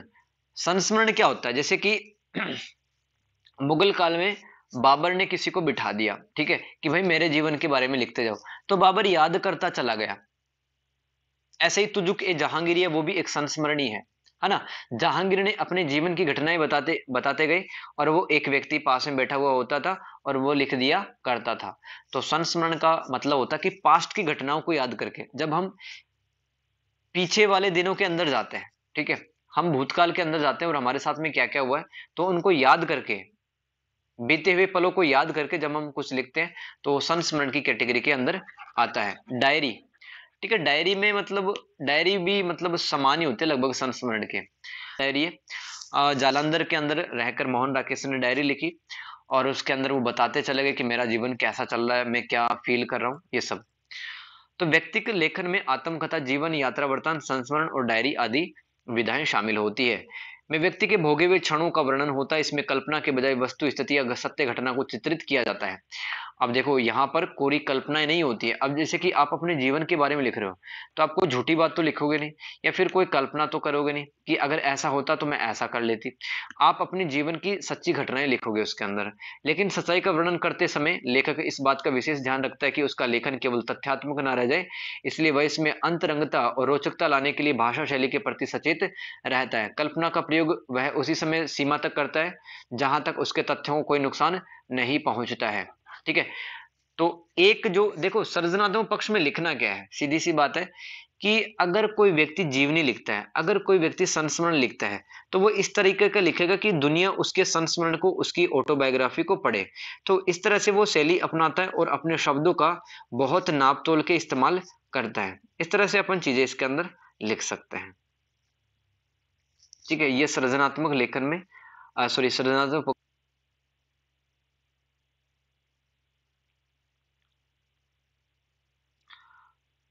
आत्मकथा पढ़ लेते हैं। देखो देखो सवाल तो ये भी बन सकता है कि आत्मकथा और संस्मरण में क्या अंतर होता है, या इनकी भाषाओं में क्या अंतर होता है, ऐसे भी सवाल बन सकते हैं। तो सबसे पहले आत्मकथा देखो, व्यक्तिक लेखन की विभिन्न विधाएं। ठीक है, कितनी तरह की विधाएं होती हैं, 4 तरह की। एक व्यक्ति 4 तरह की विधाएं लिख सकता है खुद से रिलेटेड। आत्मकथा लिख सकता है, संस्मरण लिख सकता है, डायरी लिख सकता है, यात्रा वृत्तांत लिख सकता है। तो पहली प्रकार की विधा है आत्मकथा। तो हिंदी में आत्मकथा विधा का विकास पश्चिम, जो यूरोप के देश थे, अमेरिका के देश थे, वहां पर लेखक आत्मकथा लिखा करते थे और उसी का विस्तार भारत में हुआ। तो स्वयं द्वारा लिखी गई अपनी ही जीवनी आत्मकथा कहलाती है। तो आत्मकथाओं कौन लिखता है? खुद। ठीक है, इंसान खुद लिखता है, उसके जीवन के अंदर कौन कौन सी घटनाएं हैं वो घटित हो चुकी हैं। दूसरे शब्दों में जब कोई व्यक्ति जीवन स्वयं लिखता है उसे आत्मकथा कहते हैं। आत्मकथा में अतीत जीवन का चित्रण होता है। अतीत मतलब बीता हुआ कल। साथ ही उसके समूचे परिवेश की अभिव्यक्ति भी उसमें निहित होती है, जैसे कि कहाँ से पढ़ाई लिखाई की है, ठीक है, कहाँ पर मेरी नौकरी लगी, और जो नौकरी लगी वह स्थान कौन सा था, जैसे कि सिक्किम में मेरी नौकरी लगी, वहां पे काफी सारी हरियाली थी, ठीक है, पास में खेल का मैदान भी था। तो ये परिवेश होता है, घटना का परिवेश। तो आत्मकथा में परिवेश का भी जिक्र किया जाता है। अधिकतर लेखक इसमें उन घटनाओं का चयन करते हैं जिससे उनके जीवन के विकास में महत्वपूर्ण भूमिका होती है। अब देखो, आत्मकथा जब आप लिखते हो तो आप कैसी घटनाएं लिखोगे कि ऐसी घटनाएं जिन्होंने मुझे आगे बढ़ाया, ठीक है, क्योंकि आपकी जो रचना वो दुनिया पढ़ेगी। तो आप उसमें कोई ऐसी बात नहीं लिखोगे जिससे कि मतलब आपकी इंसल्ट हो जाए, ठीक है। आप मतलब रोचकता लाने के लिए, इंटरेस्टिंग बनाने के लिए आप लोगों को मोटिवेट करोगे। देखो, मैं जिंदगी में ऐसे आगे बढ़ी, मेरे पास में बहुत कुछ नहीं था, लेकिन जितना था मैंने उनका यूज किया, ठीक है, उन सभी संसाधनों का। तो आत्मकथा में एक व्यक्ति है, वो इस तरह से रोचकता लाने का प्रयास करता है। साहित्य की अन्य विधाओं की तरह आत्मकथा भी लेखक की सृजनात्मकता की प्रतीक होती है। आत्मकथा में कथा रस की अनुभूति एक आवश्यक तत्व है। लेखक सच्चाई के प्रति ईमानदार रहता है, निष्पक्ष यानी कि किसी बिना किसी भेदभाव के अपने भूतकाल को बताता है, ठीक है, और जो दूसरे के लिए प्रेरणा का काम करती है। सत्य पर आधारित होती है आत्मकथा, ठीक है, याद हो गया। संस्मरण में क्या होता है कि एक व्यक्ति जो स्वयं अनुभव करता है, स्वयं देखता है चीजों को, और कुछ चीजें उसके साथ में अटैच रहती है, ठीक है, वही चीजें वो लिखता है याद कर करके, तो वो संस्मरण बन जाता है। इसमें स्थितियों और व्यक्तियों को एक साथ एक एक एक चरण आगे पीछे जोड़कर अंकित किया जाता है। स्मृति से, स्मृति मतलब यादाश्त से जुड़ी अनुभूतियों की भाव संपदा के आधार पर अभिव्यक्ति होती है। अभिव्यक्ति मतलब एक्सप्रेस। स्मृति की इस अभिव्यक्ति में आत्मीयता का रंग भी मिला होना जरूरी। संस्मरण केवल अतीत की घटनाओं पर आधारित होता है, जिसमें केवल व्यक्ति घटना का वर्णन किया जाता है। उसमें लेखक व्यक्तिगत संबंध होना अनिवार्य होता है। भावुकता भी भरी होती है। संपूर्ण जीवन का चरित्रण न करके कुछ घटनाओं का विवेचन करता होता है, ठीक है, जिससे कि भाव उत्पन्न हो सके। अब देखो, कुछ नहीं है, बीते हुए कल को याद करके जो रचना लिखी जाती है उसको संस्मरण कहते हैं। इसमें इसमें लेखक वही घटना का उल्लेख करता है जो उसके दिल के करीब होती है, ठीक है, और वह उस घटनाओं के प्रति संवेदना व्यक्त करता है, ठीक है। और यहां पर ध्यान रखो, जैसे कि जीवनी, अभी आपने जीवनी पढ़ा है, सॉरी अभी आपने आत्मकथा पढ़ा था। आत्मकथा में तो पूरा जीवन लिखना होता है। मेरा जन्म यहाँ पे हुआ, ठीक है, मैं 10 साल का था, फिर स्कूल चला गया, ठीक है, और फिर कॉलेज की नौकरी लग गई, फिर शादी की, फिर मैं बूढ़ा हो गया, फिर मैं मर गया, ठीक है। इस तरह से आत्मकथा में तो A to Z बातें लिखनी होती है, सारी घटनाएं जीवन की, ठीक है, जिससे कि लोगों को मोटिवेशन भी मिले। संस्मरण में जीवन की विशेष घटनाओं का उल्लेख होता है जिसके साथ में लगाव होता है लेखक का। डायरी, डायरी क्या है? डायरी शब्द हिंदी, डायरी क्या है? डायरी शब्द हिंदी में अंग्रेजी से आया। इस शब्द के साथ उसकी पूरी अवधारणा भी पश्चिम से ही ग्रहण की गई है। डायरी कैसे लिखी जाती है, इसकी विशेषताएं क्या है? वो पश्चिम में जो डायरी लिखी जाती थी पहले, उसी की विशेषताएं भारत में जिन लेखकों ने डायरी लिखी है, जैसे कि मोहन राकेश ने डायरी लिखी है, तो पश्चिम की जो डायरी थी उनकी विशेषताएं उन्होंने ग्रहण की थी। हिंदी में इसके लिए दैनिकी, दैनंदिनी, वाशुरी, वासरिका आदि शब्दों का प्रयोग होता है। अपने को सिर्फ डायरी याद रखनी है। डायरी से रोज लिखे जाने वाले तथ्यों, घटनाओं, कार्यों का पता चलता है। जब कोई व्यक्ति दिन, तिथि, सन के आधार पर जीवन में घटित अथवा देखी गई धार्मिक, राजनीतिक, सामाजिक, आर्थिक, साहित्यिक परिस्थितियों का चित्रण करता है तो डायरी के नाम से जानी जाती है। देखो, डायरी के अंदर क्या लिखना होता है, जैसे कि मेरा कॉलेज के अंदर एडमिशन हुआ, मेरे ये सब्जेक्ट थे, ठीक है, मेरा असाइनमेंट ये अब सबमिट हुआ है, ठीक है, मेरी एग्जाम अब लगी, मेरे ये दोस्त बने, मैंने ये किताबें खरीदी। ठीक है, अगर इस तरह से डेली की घटनाओं को अगर लिखते जाते तो एक डायरी का रूप बन जाता है। और समय के साथ में उस डायरी में दोस्तों जीवन में कभी कभी तो धार्मिक, राजनीतिक और सामाजिक, साहित्यिक परिस्थितियां भी घटित हो जाती है। ठीक है, जैसे कि आपका मन हुआ कविता लिखने का, तो आपने लिख दिया कि मैंने ये कविता लिखी है, तो वो डायरी के अंदर भी लिख दिया आपने वो कविता। आपने कोई कहानी लिखी, वो डायरी के अंदर ही लिख दी, तो डायरी के अंदर सब कुछ समा जाता है। ठीक है, साहित्यिक रचना परिस्थितियों के अनुसार उसमें शामिल हो जाती है। तो प्रतिदिन लिखना जरूरी नहीं है, ऐसा भी नहीं है कि डायरी को डेली लिखना है, आप अपने जीवन में कभी भी डायरी लिख सकते हैं। ठीक है, यात्रा वृत्तांत, तो देखो कुछ लोगों घूमने का बड़ा शौक रहता है। जैसे कि अगर हिंदी साहित्य में बात करूं तो राहुल सांकृत्यायन, इनका नाम ध्यान रखना, राहुल सांकृत्यायन। ठीक है, मतलब 40 सालों तक घूमते रहे। राहुल कै के नीचे रह है, सांकृत्यायन, यायन। ठीक है, राहुल सांकृत्यायन 40 साल तक घूमते रहे। रूस में घूमे, तिब्बत में घूमे, चाइना में घूमे, ठीक है, श्रीलंका में घूमे, बहुत सारे देशों में घूमे 40 सालों तक। और जहां जहां पर गए लोगों से कम्युनिकेट किया, लोगों के बारे में जानकारी हासिल की, कैसा क्षेत्र है। तो राहुल सांकृत्यायन का यात्रा वृत्तांत से संबंधित काफी चीजें उन्होंने लिख रखी है, इनका नाम काफी ज्यादा चलता है यात्रा वृत्तांत में हिंदी साहित्य में। तो प्रकृति से संबंध स्थापित करने के लिए, अलग अलग भौगोलिक परिवेश देखने के लिए, जैसे कि नदी, घाटी, झरना, ठीक है, और किसी व्यक्ति से मिल रहे हैं, किसी क्षेत्र में जा रहे हैं, जनजातीय लोगों से मुलाकातें हो रही है, ठीक है, और किसी दोस्त से मिलने ही चले गए, किसी ऐतिहासिक महत्व के स्थान को, जैसे कुतुब मीनार है, हवा महल है, ठीक है, किले हैं, इनको देखने के लिए चले गए, और उन वहां पर जाकर कैसा महसूस किया, क्या क्या देखा, तो ये सभी यात्रा वृत्तांत के अंदर आ जाता है। स्वयं के द्वारा जो लिखी गई जो कथा है वो जीवनी, देखो स्वयं के द्वारा लिखी गई जीवनी आत्मकथा कहलाती है। इसमें लेखक अपनी अतीत की कहानियां लिखता है। देखो आत्मकथा में लेखक के जीवन का संकलबद्ध विवरण होता है, जिसमें वह अपने विशाल जीवन सामग्री में से कुछ ना कुछ महत्वपूर्ण बातों को लिख करके सुव्यवस्थित ढंग से लिखता है। इसलिए देखो आत्मकथा की भाषा कैसी होती है, विवरणात्मक, काफी सारे वर्णन होते हैं उसके अंदर। जैसे कि आचार्य महावीर प्रसाद द्विवेदी की आत्मकथा से कुछ अंश दिए जा रहे हैं। मैं एक ऐसा देहाती का एकमात्र आत्मजा जिसका मालिक वेतन, मासिक वेतन सिर्फ 10 रुपए था। तो देखो मतलब जीवन की प्रत्येक घटनाओं को बताने के लिए बहुत विस्तार से वर्णन किया जाता है। ठीक है, ये भाषा होती है आत्मकथा की। बस इसमें यह याद कर, कैसे क्या भाषा होती है। संस्मरण में जीवन की महत्वपूर्ण घटना का उल्लेख होता है, और कहा जाता है कि जिस प्रकार जीवनी कोई दूसरा आदमी लिखता है, आत्मकथा स्वयं लिखी जाती है, वैसे ही संस्मरण कोई दूसरा भी लिख सकता है।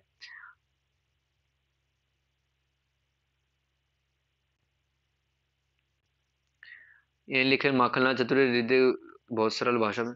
तो देखो संस्मरण बहुत ही सरल भाषा में लिखा जाता है। ठीक है, और जो कोई पाठक पढ़ता है और बिल्कुल कई बार तो उसका हृदय परिवर्तन भी हो जाता है। ठीक है, कि यार बहुत महान व्यक्ति रहे होंगे। इस संस्मरण के लेखक ने वर्णनात्मक भाषा के स्थान पर व्यक्तित्व के सकारात्मक पक्षों को उभारने की कोशिश की है। तो संस्मरण में एक व्यक्ति के सकारात्मक पक्षों को उभारने के लिए, ठीक है, घटनाओं, विशेषताओं आदि को रेखांकित किया जाता है। तो देखो कुछ भी नहीं है, आपको संस्मरण का अर्थ लिख देना है, उसकी भाषा सरल होनी चाहिए, अगले को समझ में आनी चाहिए, और व्यक्तिगत जीवन की महत्वपूर्ण घटनाएं उसके अंदर उल्लेखित की जाती हैं आसान भाषा में। देखो मैं यहाँ पर प्रोक्ति का अर्थ बता रहा हूँ। प्रोक्ति होती क्या है, किसी बात को कहने के लिए वाक्य हम सेंटेंस इस प्रकार से जमा कर लिखते हैं ताकि हमारी जो बात है वो अगले तक सही, बेहतर तरीके से पहुंच पाए, सही ढंग से पहुंच पाए, और जो श्रोता है वो हमारी बात समझ पाए। तो वाक्य जो लिखे हमने, ठीक है, उन्हीं के समुच्चय को, समुच्चय का मतलब होता है सेट। जब बहुत सारे वाक्य मिला देते हैं तो क्या बन जाता है, वाक्यों का समुच्चय। ठीक है, वाक्यों का समुच्चय अथवा वाक्यों का सेट बन जाता है। तो जब किसी बात को कहने के लिए वाक्यों का समुच्चय हम इस प्रकार से तैयार करते कि अगले को बातें समझ में आ जाए, उसी चीज को क्या कहते हैं, उसी वाक्य का समुच्चय को कहते हैं प्रोक्ति। ठीक है, तो प्रोक्ति सबको क्लियर? ये क्या लिखा हुआ? प्रोक्ति, प्रोक्ति की संकल्पना और भूमिका सापेक्ष विकल्पन, भाषा प्रकार्य और भाषा भेद 10 नंबर का आ सकता है। ठीक है, इसी को अपन देख रहे हैं यहाँ पर कि सामाजिक संप्रेषण के प्रभावी माध्यम के रूप में भाषा को अनेक प्रकार्य पूरे करने पड़ते हैं। प्रकार्य का मतलब होता है अनेक प्रकार के नियमों का पालन करना पड़ता है, अनेक प्रकार की भूमिकाएं निभानी पड़ती है, भाषा के अलग अलग काम होते हैं वो पूरे करने पड़ते हैं। इन प्रकारों के बदलने से भाषा के स्वरूप में भी भेद आ जाता है।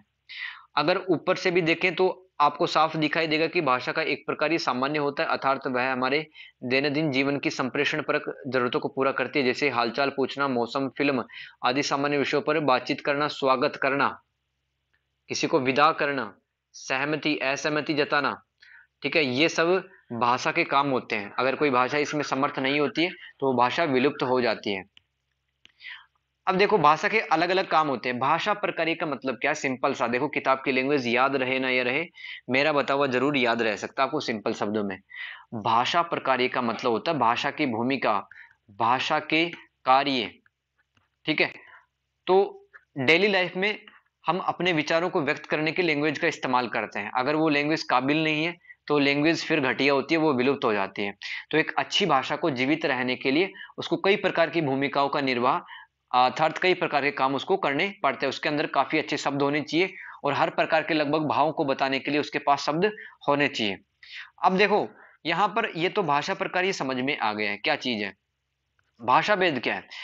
भाषा का भेद मतलब जैसे कि हिंदी भाषा है, अब डॉक्टर के पास में जाते हैं, वहां अपना बात करने का तरीका अलग होता है। क्या मैं आपके क्लिनिक के अंदर आ सकती हूँ?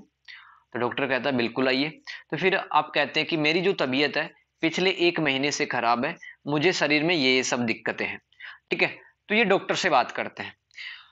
अगर किसी दोस्त से बात करते हैं तो हम हंसी मजाक टाइप से बातें करते हैं। ठीक है, किसी वकील से बात करते हैं तो कानून की भाषा में बात करते हैं।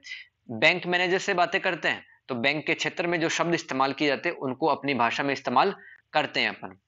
तो देखो भाषा तो हिंदी है लेकिन वो बदल गई, उसका रूप परिवर्तन हो गया। ठीक है, भाषा के अंदर भेद आ गए। बोलो आ गया कि नहीं आ गया? देखो ये सब क्या बता रहा हूं मैं, भाषा के भेद, भाषा के भेदों का वर्गीकरण बता रहा हूं मैं, भाषा के भेदों का वर्गीकरण। वार्ता क्षेत्र का मतलब होता है कहां पर बात कर रहे हैं। वार्ता प्रकार क्या है? मतलब किसी डॉक्टर से किस तरह से बात कर रहे हैं, हमारे बातें कहने का ढंग क्या है। वार्तेतर घटक इसका मतलब क्या है? एक्स्ट्रा डिस्कर्सल फीचर्स इसका मतलब है, देखो कई बार हम संकेतों में अंदर बात करते हैं, जैसे कि हमें अगर कोई चीज नहीं होती हम राइट हैंड ऐसे मूव करते हैं। ठीक है, किसी को अगर बाहर भगाने का संकेत दे रहे हैं कि दफा हो जाओ यहाँ से हमेशा के लिए, तो अपन राइट हैंड से फिर अपन उंगलियों को उसकी तरफ करते हैं। ठीक है, किसी को ठहरना, जैसे को किसी को ठहराव की स्थिति बतानी है तो अपन राइट हैंड ऐसे करते हैं उसकी तरफ। ठीक है, जैसे कि रेलवे स्टेशन पे जो सॉरी ट्रैफिक पुलिस में जो खड़े रहते हैं रोड पे, वो हाथ को ऐसे करते हैं राइट साइड को। तो वार्तेतर घटक में क्या शामिल होता है? अंग संचालन शामिल होता है, मतलब अपने आंखों का मूवमेंट कैसा है, अपना जो चेहरा है वो कैसा, उसका फेशियल एक्सप्रेशन है। ठीक है, उसके चेहरे के हाव भाव क्या है, उस संकेत क्या है, वार्तेतर घटक में ये सब आते हैं। तो ये पन्ना पढ़ने की जरूरत नहीं है, इसमें भाषा के भेद बताए गए हैं, तो अपने मन से आप जोड़ के लिख देना। अब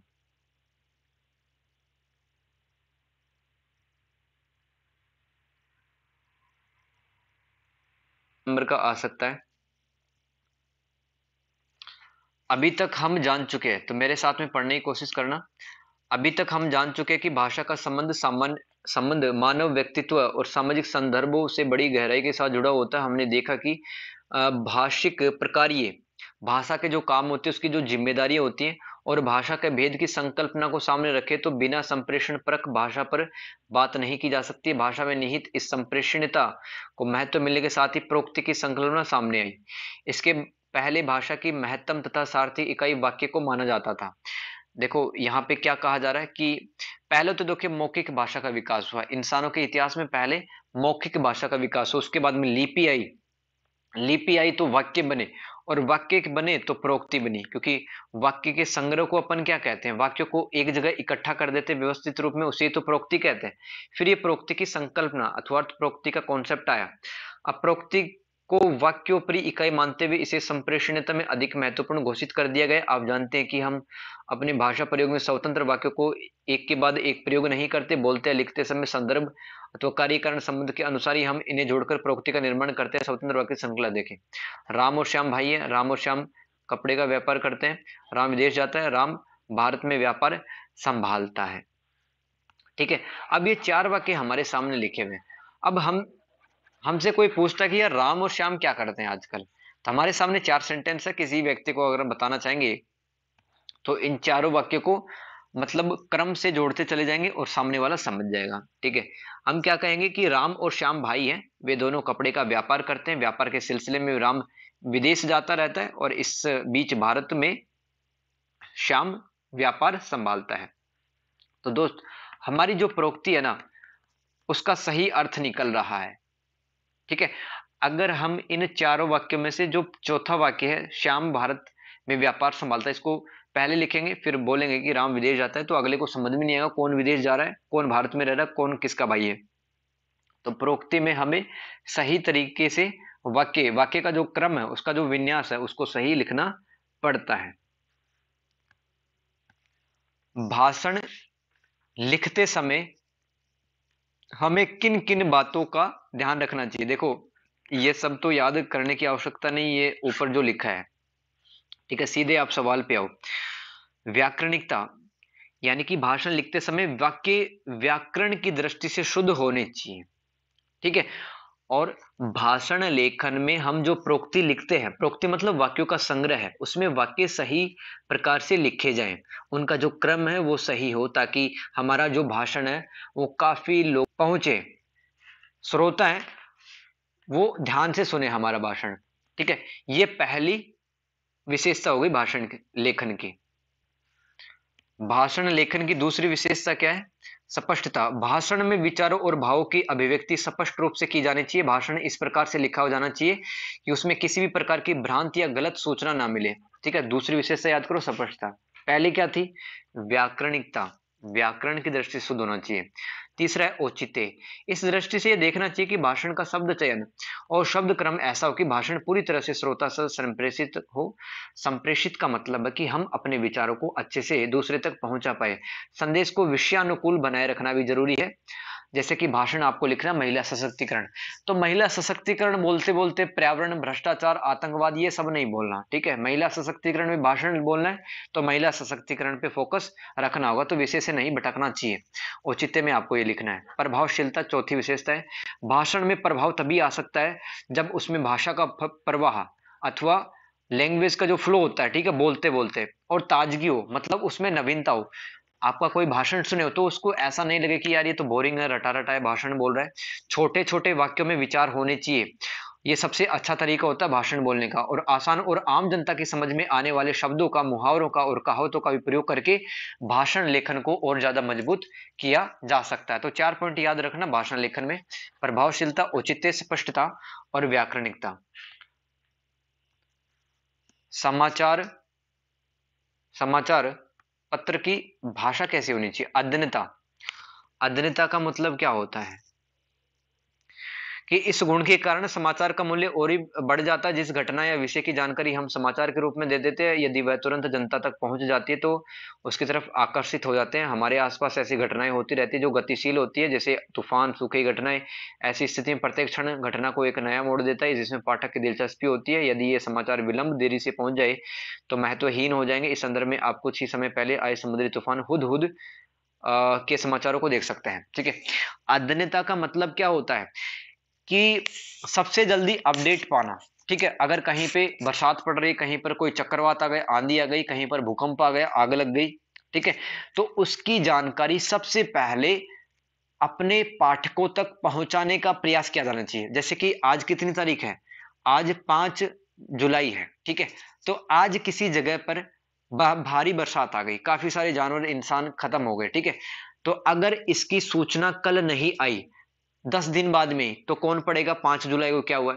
जनता को क्या चाहिए? एक दिन पहले क्या घटित हो रहा है, और आजकल तो 1 घंटे पहले क्या हो रहा है ये पता रहना चाहिए लोगों को। ठीक है, लोग अपडेट होना चाहते हैं। विद द टाइम लोगों ने अपडेट होना सीख भी लिया है। तो अद्यनता में क्या लिखोगे? कि ऐसी घटनाएं जैसे कि कहीं पर सूखा, बाढ़, आंधी, चक्रवात आ जाते हैं, तो वह घटनाएं पाठक तक जल्द से जल्द पहुंचाने की कोशिश की जानी चाहिए एक समाचार लेखन के द्वारा। तो ये इसका गुण होता है। नवीनता में क्या लिखेंगे?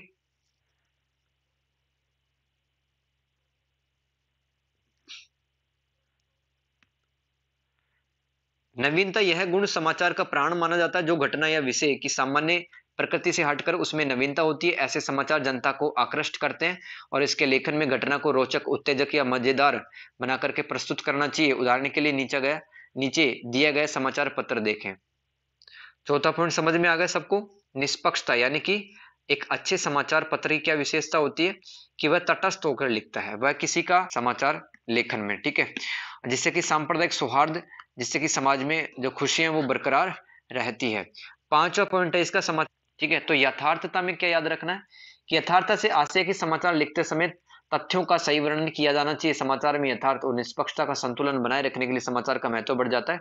मतलब समाज में, देश में क्या घटनाएं सच मतलब घटित हो रही है, उनको सच्ची तरीके से दिखाया जाना, ठीक है, वास्तविक रूप में। उसमें कोई भी प्रकार की मतलब बातें इधर उधर अनावश्यक नहीं लिखना, जो सच है वही छापा जा रहा है अखबार के अंदर। तो ये पांच तो अद्यतनता, नवीनता, निकटता, निष्पक्षता, यथार्थता, ये समाचार लेखन की विशेषताएं।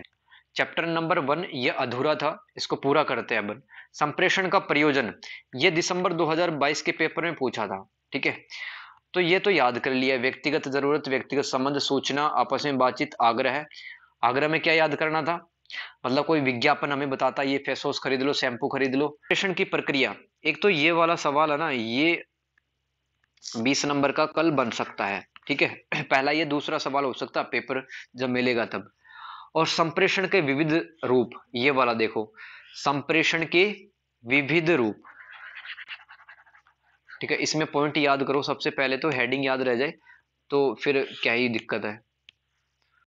संप्रेषण कितने तरीके के होते हैं? मौखिक संप्रेषण, ठीक है, बोल करके, ओरल वे में जो कम्युनिकेट करते हैं, है ना, उसको क्या कहते हैं? मौखिक संप्रेषण। बोल के जब हम विचारों को, अपने मन की भावनाओं को दूसरे तक बताने की कोशिश करते हैं, तो उसको मौखिक संप्रेषण कहते हैं। आंगिक संप्रेषण यानी कि बॉडी लैंग्वेज, जैसे कि आंखों के द्वारा, ठीक है, और चेहरे के द्वारा, हाथों के द्वारा, राइट। कंधे अगर झुके हुए हैं तो निराश है, सीधी सी बात है, कॉन्फिडेंस नहीं है। तो आंगिक संप्रेषण के अंदर बॉडी लैंग्वेज आ जाएगी। लिखित संप्रेषण, लिख करके अपने विचारों को बता रहे हैं। संचार माध्यम, जैसे कि रेडियो तरंगों के माध्यम से, है ना, और सैटेलाइट के माध्यम से विचारों को बताने की कोशिश करते हैं। रेडियो तरंगों के माध्यम से संदेश कैसे पहुंचते हैं? दोस्त, आप जो रेडियो यूज करते हो ना, वो उसमें क्या आती है? रेडियो तरंगी तो आती है। और आप जो टेलीविजन देखते हो, ठीक है, आप जो मोबाइल इस्तेमाल करते हो, ये सैटेलाइट के थ्रू ही तो आपके पास में सूचना पहुंचाते हैं, ठीक है। तो ये चार रूप हो जाएंगे: मौखिक संप्रेषण, आंगिक, लिखित और संचार माध्यम। संचार माध्यम में आप फेसबुक, इंस्टाग्राम, व्हाट्सएप, इनका भी जिक्र कर सकते हो, सोशल मीडिया का जिक्र कर सकते हो। इनके माध्यम से भी सूचनाएं मिलती है अपने को। लिखित संप्रेषण, आंगिक, मौखिक संप्रेषण, 4 पॉइंट हो गए, ठीक है। संप्रेषण का प्रयोजन ये समझ लिया है। अब आ गया दोस्त 20 नंबर का सवाल, संप्रेषण की प्रक्रिया। समझ याद रखने, स्रोत, ठीक है। स्रोत का मतलब है कि संदेश कहां से आ रहा है। जैसे कि आप अपने दोस्त के साथ में बात करते हैं, स्रोत क्या है? आप खुद हैं, ठीक है। तो किसी भी संदेश का जन्म कहां से होता है? यह स्रोत कहलाता है। कोई स्रोत कोई व्यक्ति भी हो सकता है, ठीक है। टेलीविजन में आप देख रहे हो, न्यूज देख रहे हो, तो स्रोत क्या हो गया? टेलीविजन हो गया। स्रोत में आप ये लिख सकते हो कि सूचना कहां से स्टार्ट हो रही है। ये दूसरा पॉइंट क्या है? वक्तृत्व क्षमता। ये ध्यान से देखो, इसको पढ़ने की कोशिश करो, इसको प्रोनाउंसिएट भी करो। वक्तृत्व क्षमता क्या होता है? वक्तृत्व क्षमता, आप अपने विचारों को कैसे बोलते हो, आपकी क्षमता क्या है, ठीक है। अगर कोई अपनी मन की भावनाएं, अपने मन की फीलिंग्स अच्छे से बता पाता है, तो वह उसकी वक्तृत्व क्षमता होती है। इसको लिख देता हूं मैं, वक्तृत्व के नीचे रह, वक्तृत्व क्षमता क्या होती है? अपने विचारों को दूसरे तक पहुंचाने की जो क्षमता होती है, उसको वक्तृत्व क्षमता कहते हैं। तो दोस्त, जो अच्छे नेता होते हैं, ठीक है, अच्छे टीचर होते हैं, वो अपने विचारों को अच्छी तरह से पहुंचा पाते हैं, यानी कि उनकी वक्तृत्व क्षमता बेहतरीन होती है। ये दूसरा पॉइंट हो गया। संदेश, देखो संदेश किसको कहते हैं? जो वक्ता के विचारों की जो अर्थपूर्ण अभिव्यक्ति, उसी को संदेश कहते हैं। मतलब आपके जो विचार हैं, ठीक है, आपके जो विचार हैं वो विचार अर्थपूर्ण होने चाहिए। ठीक है, ऐसा नहीं कि उन विचारों का कोई अर्थ ही नहीं निकल रहा है, तो उनको संदेश कहेंगे। तो वक्ता के विचारों की अर्थपूर्ण अभिव्यक्ति क्या कहलाती है? संदेश कहलाती है। संदेश लिखित भी हो सकता है और मौखिक भी हो सकता है। और संदेश दोस्तों आंगिक भी हो सकता है, जैसे कि आपने इशारा किया कि दफा हो जाओ हमेशा के लिए, ठीक है, या इधर आओ, ठीक है, या फिर ठहरो, या फिर आपने और कोई इशारा कर दिया, ठीक है। तो जो संदेश हो सकता है वो लिखित हो सकता है, मौखिक हो सकता है और सांकेतिक हो सकता है, अर्थात आंगिक भी हो सकता है, ठीक है। तो इसके अंदर आपकी शरीर की जो हाव भाव है, शारीरिक मुद्राएं, चेष्टाएं और आवाज का उतार चढ़ाव, जैसे कि जब किसी के सामने डर जाते हैं तो आवाज हमारी धीरे धीरे अटक अटक के आने लगती है, और किसी को हम धमकाने की कोशिश करते हैं, आवाज बिल्कुल एक तेजी के साथ में बाहर निकलती है। तो संदेश कई प्रकार से, कई शैलियों में अगले तक डिलीवर किया जा सकता, अगले तक पहुंचा जा सकता। संदेश में लिखना है। माध्यम, देखो माध्यम है ना, जैसे कि मैंने बताया आपके पास में रेडियो रखा हुआ है, तो रेडियो में संदेश कहां से आएंगे? रेडियो तरंग के माध्यम से। तो माध्यम क्या हो गया? रेडियो तरंग हो गई, ठीक है। और अगर आप टेलीविजन देख रहे हो तो दोस्तों सैटेलाइट माध्यम बनेगा। यहां पर सैटेलाइट क्या होता है? उपग्रह है, ठीक है। उपग्रह, देखो उपग्रह से जो तरंग आपके टेलीविजन की छतरी में आ रही है, ठीक है, वहां पर आएगी वो, और वो डिकोड होती है, फिर वो टेलीविजन के अंदर सीन बन के आती है। तो माध्यम क्या होगा? जब आप टेलीविजन देखते हो तो सैटेलाइट माध्यम हो गया। और अगर रेडियो में खबरें सुनते हो, क्रिकेट की कमेंट्री सुनते हो, तो रेडियो तरंग वहां पर माध्यम हो जाता है। रेडियो तरंग, रेडियो वेव्स। प्राप्तकर्ता, संदेश को कौन रिसीव कर रहा है? जैसे कि आप अपने दोस्त से बोल रहे हो तो आपका दोस्त होगा प्राप्तकर्ता। संदेश प्राप्ति, संदेश प्राप्ति भी महत्वपूर्ण है। जैसे कि आप अपने दोस्त के साथ में बात करते हैं तो राइट, तो प्रतिक्रिया में हम टीचर का एग्जांपल दे सकते हैं, टीचर स्टूडेंट का, कि जल्दी रिप्लाई मिल जाता है, जल्दी प्रतिक्रिया मिल जाती है। संदेश प्राप्ति में मतलब डिकोड वाला लिख देना, ठीक है, कि मतलब टेलीफोन पे बातें सुनते सुनते हमारा जो दिमाग है वो बातें डिकोड करता है, तब बातें हम समझ पाते हैं। फिर संदर्भ, ठीक है। अब देखो संदर्भ में क्या लिखना है? ये जो 8वां पॉइंट है संदर्भ, संप्रेषण की प्रक्रिया में। संदर्भ में जैसे कि आप घर के अंदर दीवार पर कील ठोक रहे हैं, ठीक है, और गलती से जो हथौड़ा होता है वो आपकी अंगुली पे जा लगता है और आपको खून निकल के आ जाते हैं। अगर दोस्त वहां पर कोई घर वाला नहीं है, मम्मी पापा नहीं है, जब आप घर में दीवार पर कील ठोक रहे हैं, तो आपके मुंह से गाली भी निकल सकती है, ठीक है। और अगर आपकी मम्मी पास में, पापा पास में, तो उसी हिसाब से हमारे मुंह के शब्द वो भी चेंज हो जा सकते हैं। जैसे कि अंगुली पे लगी हथौड़ा तो हमने कहा ओ माँ, ठीक है, या बाबूजी। तो दोस्त संदर्भ में क्या बातें लिखनी है? कि स्थितियों के अनुसार, स्थितियों के अनुसार जो हमारे शब्द हैं वो भी बदल जाते हैं, ठीक है।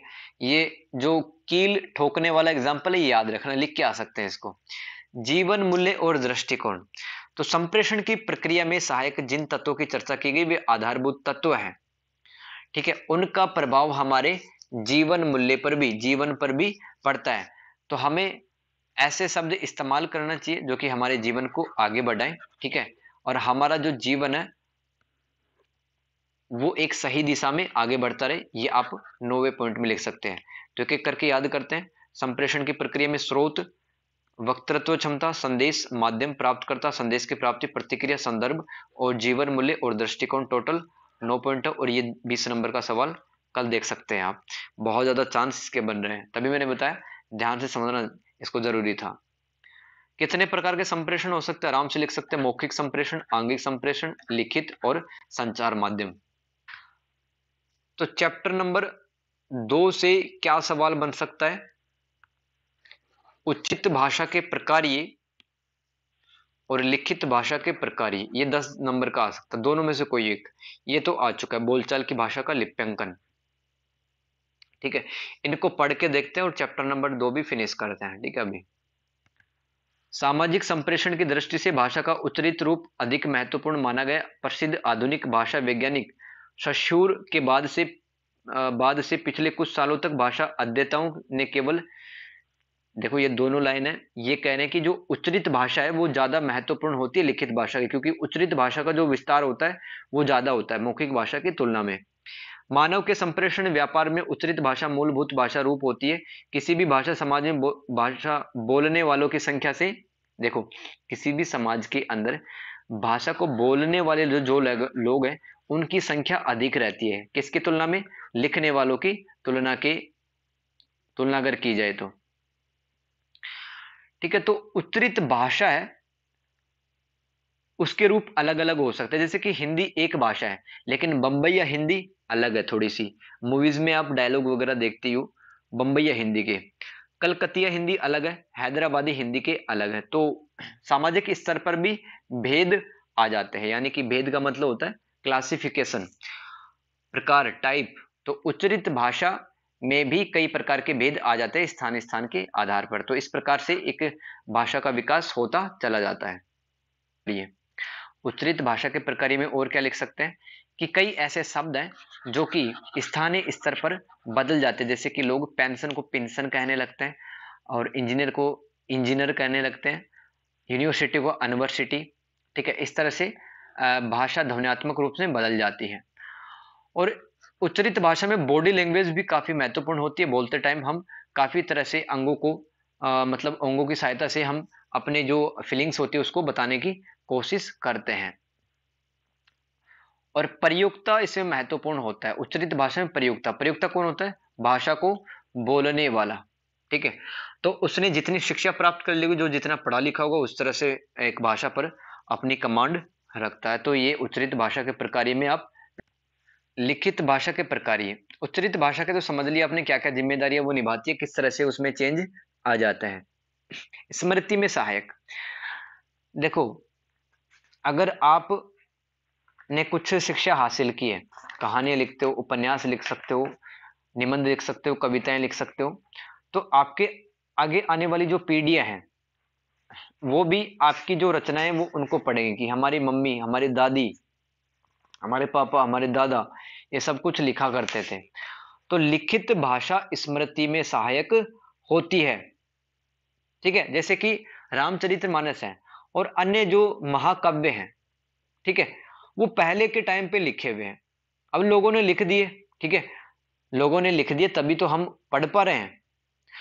तो कुछ पीढ़ियों तक ज्ञान को हस्तांतरित करने के लिए, ज्ञान को पहुंचाने के लिए लिखित भाषा की यह जिम्मेदारी होती है कि वो ज्ञान को आगे पहुंचाए ताकि लोगों को चीजें याद रह सके। तो लिखित भाषा का पहला प्रकार ये हो गया स्मृति में सहायक। दूसरा हो गया संप्रेषण क्षेत्र का विस्तार।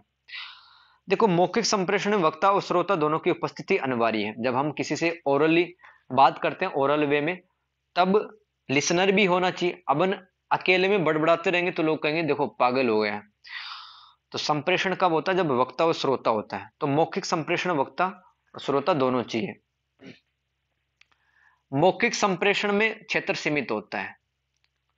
ठीक है, यानी कि दो व्यक्तियों तक ही बातें सीमित होती है वो, तो काफी लोग पढ़ सकते हैं। जैसे कि दो दोस्तों के बीच में क्या बातें हुई, अब मौखिक रूप से बातें कर ली है, ठीक है, तो मतलब उन दोनों के बीच में बातें रहेंगी। दो दोस्त बात कर रहे हैं, आप वहां पे कोई कागज लेके बैठे हुए, उन दोनों को पता नहीं चल रहा, उन दोनों की बातें आप लिखते जा रहे हैं, तो काफी लोगों तक वो बातें पहुंच सकती है। तो लिखित में अगर कोई चीज, कोई रचना लिखते हैं अपन, है ना, तो उसका बहुत ज्यादा व्यापक प्रभाव क्षेत्र होता है, मतलब बहुत ज्यादा विस्तार होता है उस क्षेत्र को, काफी लोगों तक वो रचना पहुंच जाती है। प्रसारण का माध्यम है, तीसरा पॉइंट याद रखना। लेखन का यह प्रकार ये संदेश को भेजने वाले से दूर पहुंचाने में समर्थ बनाता है। जैसे दोस्तों चेतन भगत ने बढ़िया बढ़िया उपन्यास वगैरह, नॉवेल्स वगैरह लिख रखे हैं, ठीक है, तो वह लिख कर ही तो हम तक पहुंचते हैं। अगर लिखे नहीं होते चेतन भगत जी ने तो कैसे उनके नॉवल हमारे तक पहुंच पाते। तो हजारों मीलों दूर कोई आदमी अपनी रचना लिख करके वो हम तक चीजें पहुंचती हैं, तो लिखित भाषा एक प्रसारण का माध्यम भी बनती है। ठीक है, इसमें ये चीजें लिखनी है। सामाजिक नियंत्रण, लेखन के स्थायित्व का दूसरा महत्वपूर्ण पक्ष ये है कि उसमें सामाजिक व्यवहार को नियमित तथा नियंत्रित करने की शक्ति होनी चाहिए। अगर सरकारी कार्यालयों के कामकाज को देखें तो आपको यह मुझे लिखित रूप में दीजिए, can I have this in return, जैसे अभिव्यक्ति का प्रयोग मिलेगा। इसमें तथ्य प्रमाणित होता है कि आप लोगों को मौखिक शब्दों की तुलना में लिखित शब्दों पर अधिक विश्वास करते हैं। जैसे कि ऑफिस में काम करते हैं, तो हर चीज है वो अपन बोल के नहीं बताते हैं। ठीक है, अपन किसी को मैसेज करके या फिर लिख करके, ठीक है, हम बातें सूचनाएं पूछते हैं, वो एक सामाजिक नियंत्रण वाले पॉइंट में आपको लिखने हैं। प्रतिक्रिया, भाषाई संप्रेषण को वाक्य की सीमाओं से स्वतंत्र करते हुए लेखन ने कई प्रकार की समन्वित प्रतिक्रियाएं निर्मित। उदाहरण के लिए पत्र और वसीयतें एक निर्धारित व्यक्ति के लिए होती है, जिसमें निहित संदेश उस व्यक्ति विशेष और उसके व्यवहार को प्रभावित कर सकता है। इसमें निर्देश पाठक विधि या बुनाई कढ़ाई के नमूने के विदेश पाठक वर्ग को संबोधित नहीं होते, लेकिन यदि हम इसके अनुसार प्रतिक्रिया करें तो भोजन बनाना चाहिए, कढ़ाई करना चाहिए, व्यवहार को नियंत्रित करती है। अब देखो, जैसे कि हम कई बार किताबें खरीदते हैं रेलवे स्टेशन और बस स्टैंड पे, खाना बनाने की टेक्निक्स, ठीक है, तो लेखन के माध्यम से एक जो लेखक होता है, ठीक है, वो अपनी ही परंपरा है वो पाठकों तक पहुंचाना चाहता है, और उससे हमारे व्यवहार भी नियंत्रित होते हैं, अपन खाना भी बहुत अच्छा और बेहतरीन बनाने लगते हैं। प्रतिक्रिया में ये सब बातें लिखनी है। सौंदर्य शास्त्रीय प्रकार्य, इसका मतलब क्या है? देखो, हिंदी साहित्य में जो नाटक कहानियां हिंदी साहित्य में जो नाटक कहानियां निबंध लिखे गए हैं दोस्तों, कुछ नाटक निबंध ऐसे हैं कि मतलब पढ़ते रहो कभी अंत ही नहीं होता है, क्योंकि एक तो सृजनात्मक लेखन है वहां पर, ठीक है, और भाषा की अभिव्यक्ति बड़े सुंदर ढंग से की गई है ना। कहां पर विराम चिन्ह लगाना है, कहां पर प्रश्नवाचक चिन्ह लगाना है, कहां पर पूर्ण विराम है, कहां पर डबल कोटेशन मार्क है, ठीक है। तो साहित्य में निबंध में जितनी भी रचनाएं की गई हैं, ठीक है, उनको बड़े संजीदे तरीके से, बड़े सुंदर तरीके से लिखने का काम हुआ, तभी तो हम पढ़ते हैं मुंशी प्रेमचंद जयशंकर प्रसाद जी की रचनाएं, सुमित्रानंद पंत सॉरी, और मैथिली शरण गुप्त, इनकी रचनाएं क्यों पढ़ते हैं? क्योंकि इन्होंने बहुत अच्छा लिखा है। तो भाषा क्या करती है? सौंदर्य शास्त्रीय प्रकार्य का काम भी करती है, यानी कि पाठक के मन को वह लुभाने का काम भी करती है। तो दोस्त, आज का डिस्कशन यही रखते हैं अपन ने, कम से कम काफी नंबर के सवाल है वो यहाँ पर याद कर लिए, रट लिए, ठीक है। उम्मीद करता हूँ आपको क्लास पसंद आई होगी। इस क्लास को आप वापस से एक बार देख लेना अगर आपके पास में टाइम रहा तो thank you so much everyone, have a good night, take care, bye bye.